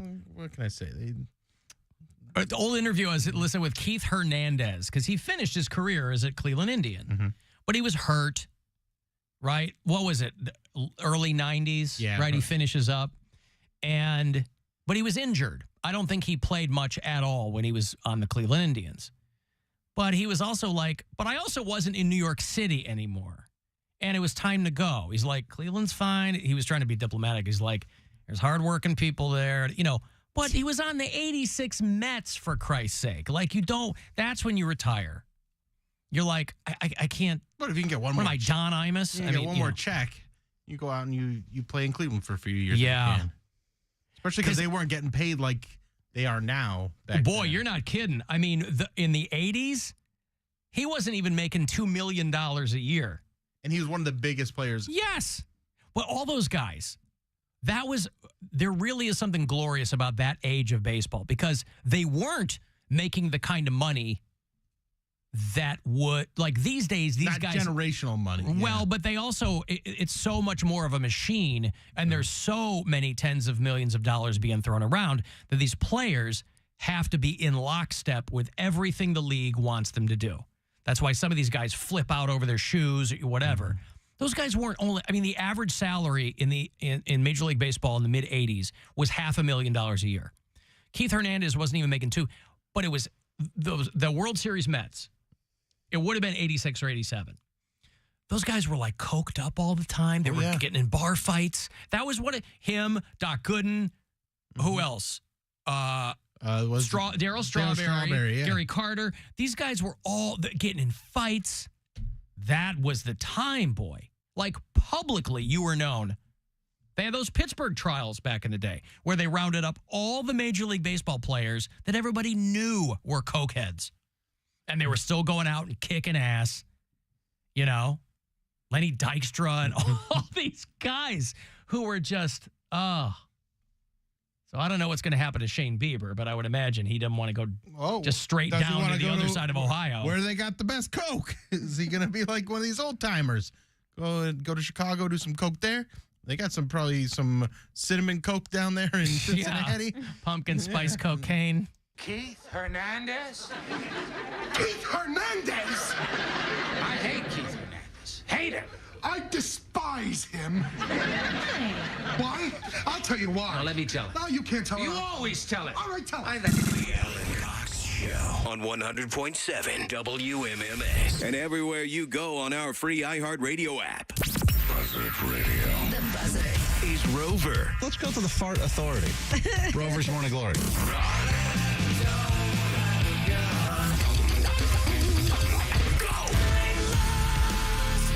And Alan Cox. I'm no elitist. I'm no snob. I'm home of the Cavaliers. This is Cavaliers Guard.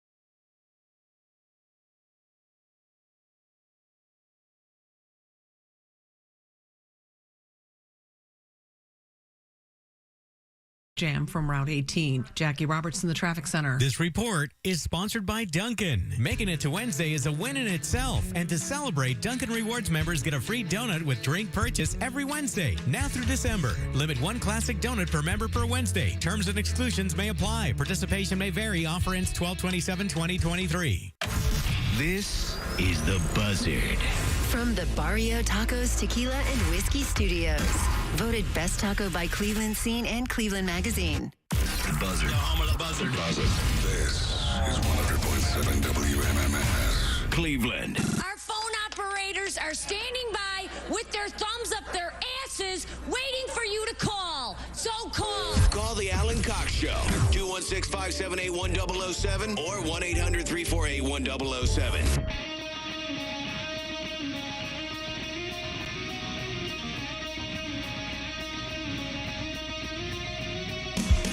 35192. Want to send me a text?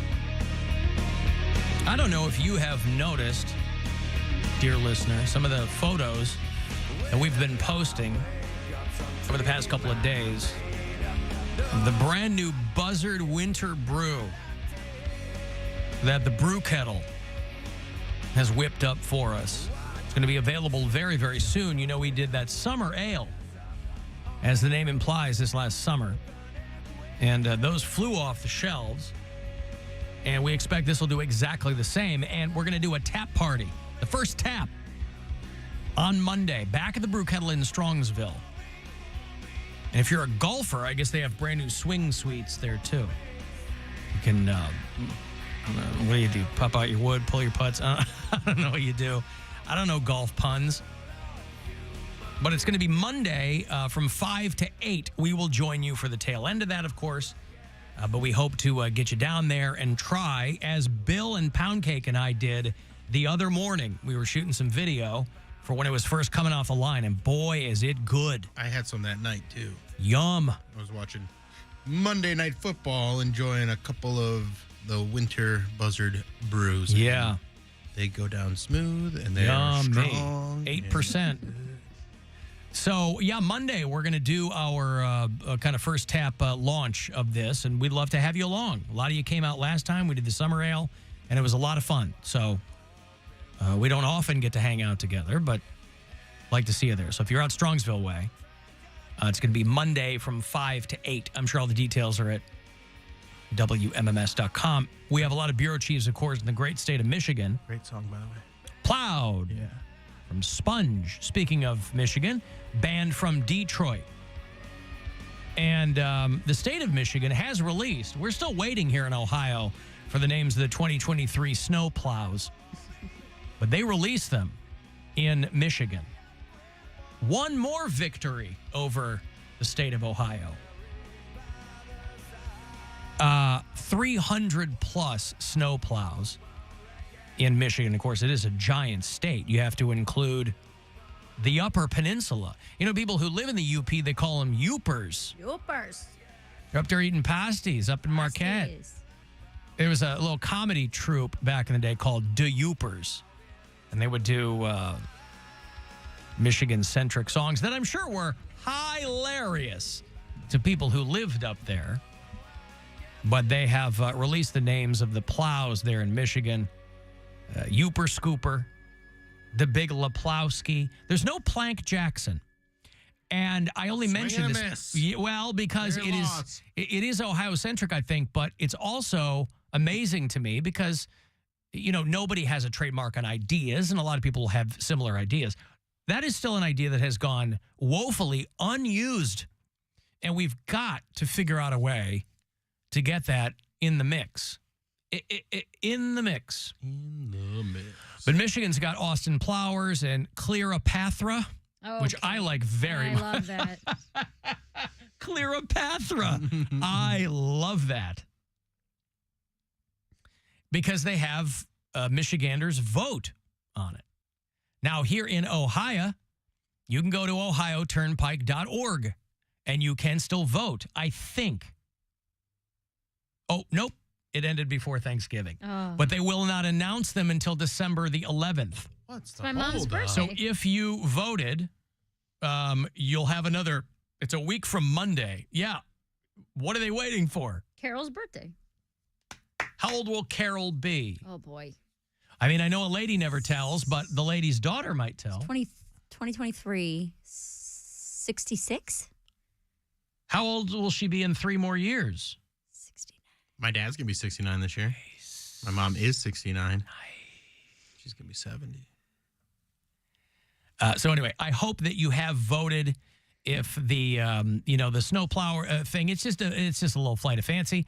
But, people submit their ideas, and then the state winnows them down, and then they asked people to select their favorite 8. And some of them are not great. There is no Cleopatra on this. Hang on, Scoopy. I mean... It's Ohio-centric. That's pretty good. I know. Blades of Flurry. It's okay. Don't Flurry be happy? That's good. I like that one. I'm a Burby girl. No. Hasta la vista snow day. That's funny. That's better than it should be. Mike Plowzowski. Is that a Monsters Inc. reference? Inc., yeah. We're off to see the Blizzard. Okay. That's not bad. Who let the plows out? You're a Blizzard, Harry? Is that It's a Wonderful Life thing? No, that's Harry Potter. Harry Potter. You're a wizard, Harry. Right.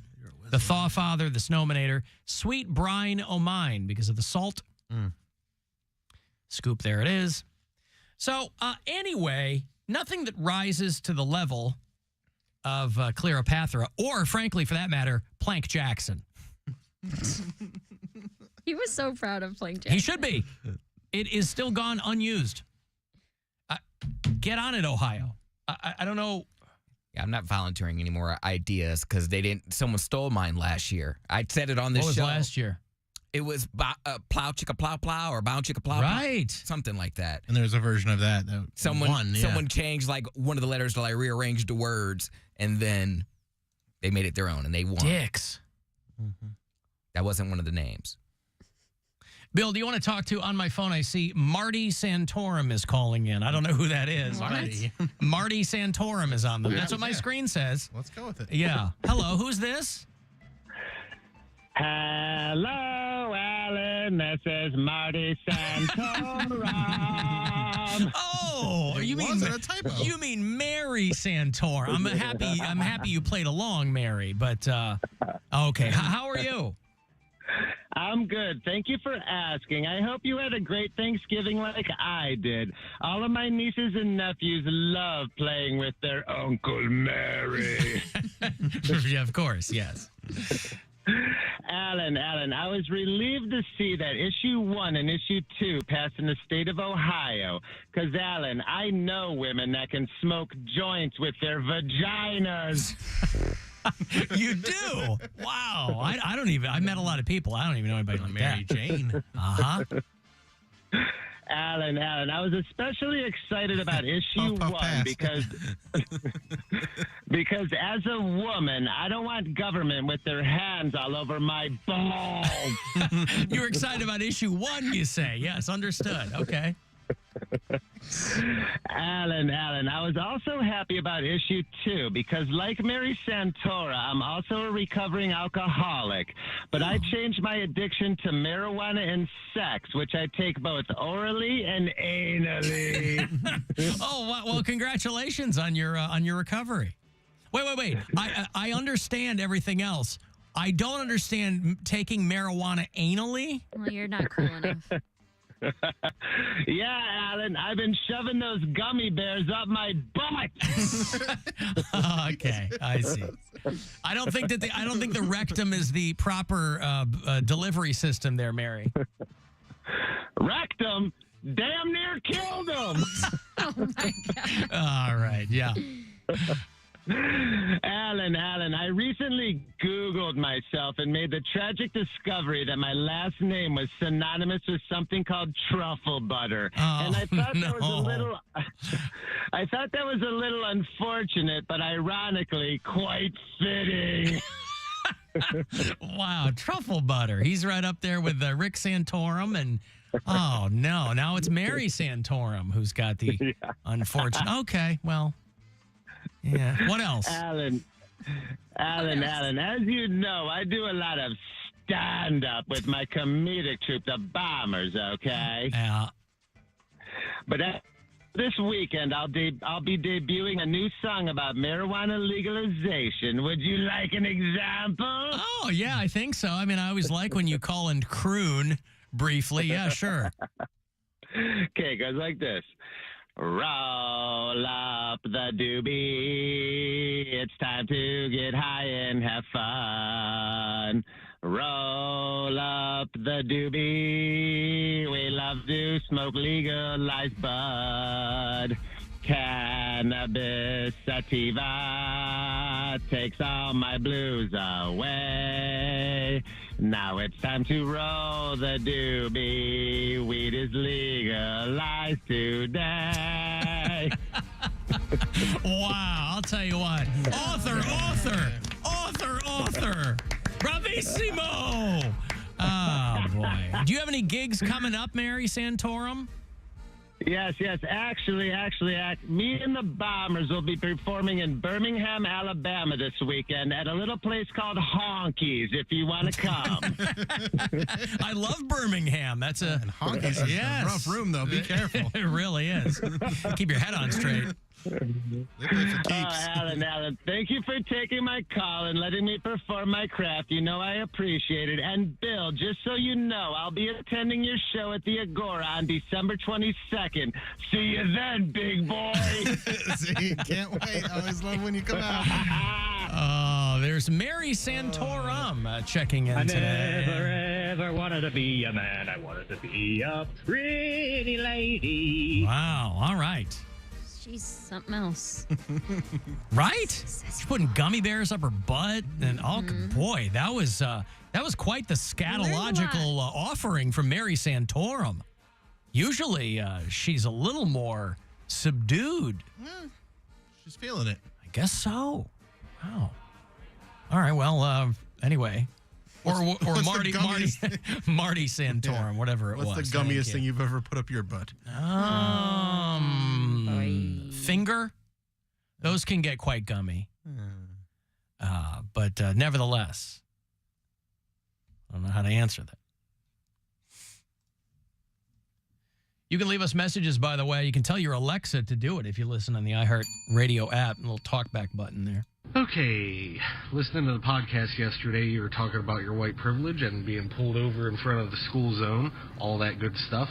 I want to know how it would have worked out had the officer insisted that you stay at the vehicle and you're in an angry mood, and I want you to workshop it with Poundcake. Poundcake, you're the angry police officer. No coffee, no donuts today. Alan, you're you. Let's do this.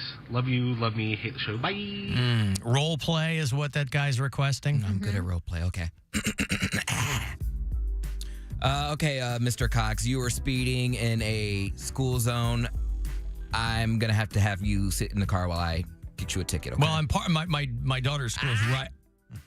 My daughter's school is right there. I'm going to park my car. I'm going to put my hazards on. No. And I'm going to walk her up there. No, you're going to sit your ass in the car, like I said, and I'm going to go back to my car, sit for a second, eat my Chick-fil-A, and then I am going to write you a ticket. What's happening here?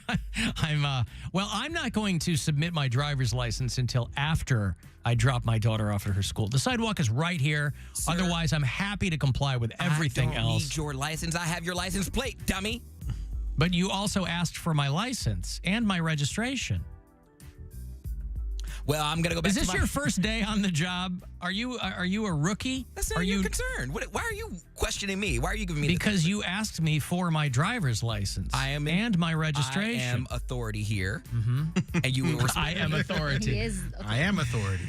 Well, you are authority. That is true, yes. But in our own way, aren't we all authority figures sometimes of our own little world? No, I'm not. I'm copping to speeding, of course. I'm not saying you had no reason to pull me over. What I'm saying is I would like very much to walk my daughter up so that she is not late for school. You know what? What's more important in our nation right now than our children's education? And I can't have my daughter being tardy. You know, as a former never missed a day, perfect attendance. You would know by now. Perfect attendance winner. I don't think that I should, I don't want to put myself in a situation, or my child, quite frankly, where she could find herself. Poundcake is not a good cop. Sir, would you feel more comfortable if I walked your daughter to class? What? No, we're both right here. Why would you do that? Because I am authority. But then you're going to be leaving your squad car. What if I leave? I'm trying to What give if I you leave options my here. car and I'll come right back? I'm not pulling a fast one. I don't believe This is a very nice community. You can see that I'm Sir, dripping with privilege. If you step out of this car, I'm gonna have to beat you. Beat me? Well, that would show up on your body cam, wouldn't it? What body cam? Oh boy. All I'm saying is you've got quite a body. I have to imagine there's a camera on it somewhere. Sir, flattery. I'm moves looking right at you, everywhere. sister. I mean, you got it in all the right spots. Really? Yeah. Thought I was looking fat today. That's why I didn't eat this No, morning. you look great. You look great. And this is another thing. I'm so happy to show my young daughter a positive female role model, such as yourself, right? Okay. Thick in the right spots. Well, how about you walk And your smart to boot. You walk your daughter to class, but stay after a little longer. Stay after a little longer. All right, how about if I pull around the back of the school and then we'll I'm figure gonna take out. you to Safety Town. And then we'll figure out what's going on. My name's Miranda, and I'm gonna read you. your Miranda, rights. yeah. Safety Town. Okay. That's the sound of the police. And scene. All right.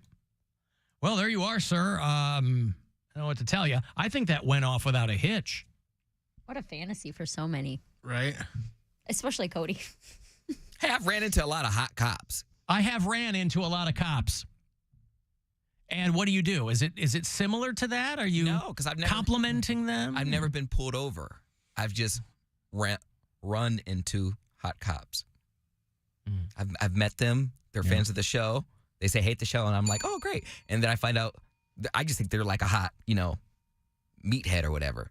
And then they're like, oh yeah, well I'm a cop or I'm a CO or I'm a whatever. I'm like, oh, well that makes it even hotter.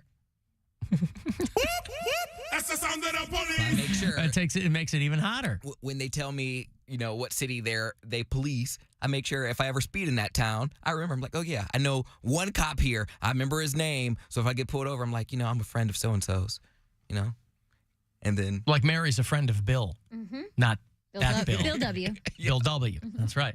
Can we do a quick version of that? Because Poundcake, I don't think was a very convincing police officer. So I'm going to play the police officer, and Poundcake is going to play Alan. No! What's going to happen? Poundcake's going to play you. I'm going to play Poundcake is going to play me, I and always you play are Alan. going to play him. I'm So going to play there's- the police officer. Okay, so there's nothing for me to do. I can just Correct. listen and enjoy. You can just enjoy, yeah. Okay, good. And action. Sir, could you please step out of the car? No, I'm white. You got this all wrong. Nailed it. This is not how this works here. I pay your tax dollars. You don't tell me to step out of my car. He's not hearing it because he won't shut up.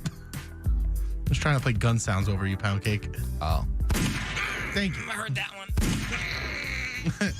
I had to call backup.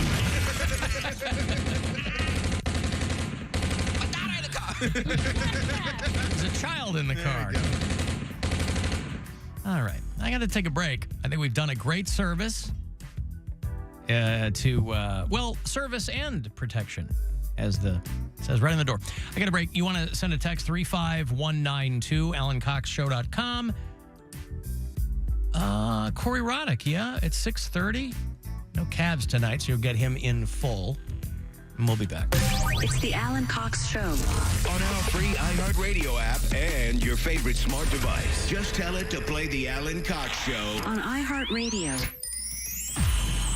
On Paramore, on Black Keys, 30 Seconds to Mars, on 1975, on Bush. Boy, that's a little naughty. On all the other bands of ours. You can be at iHeartRadio Alter Ego 2024. Presented by Capital One.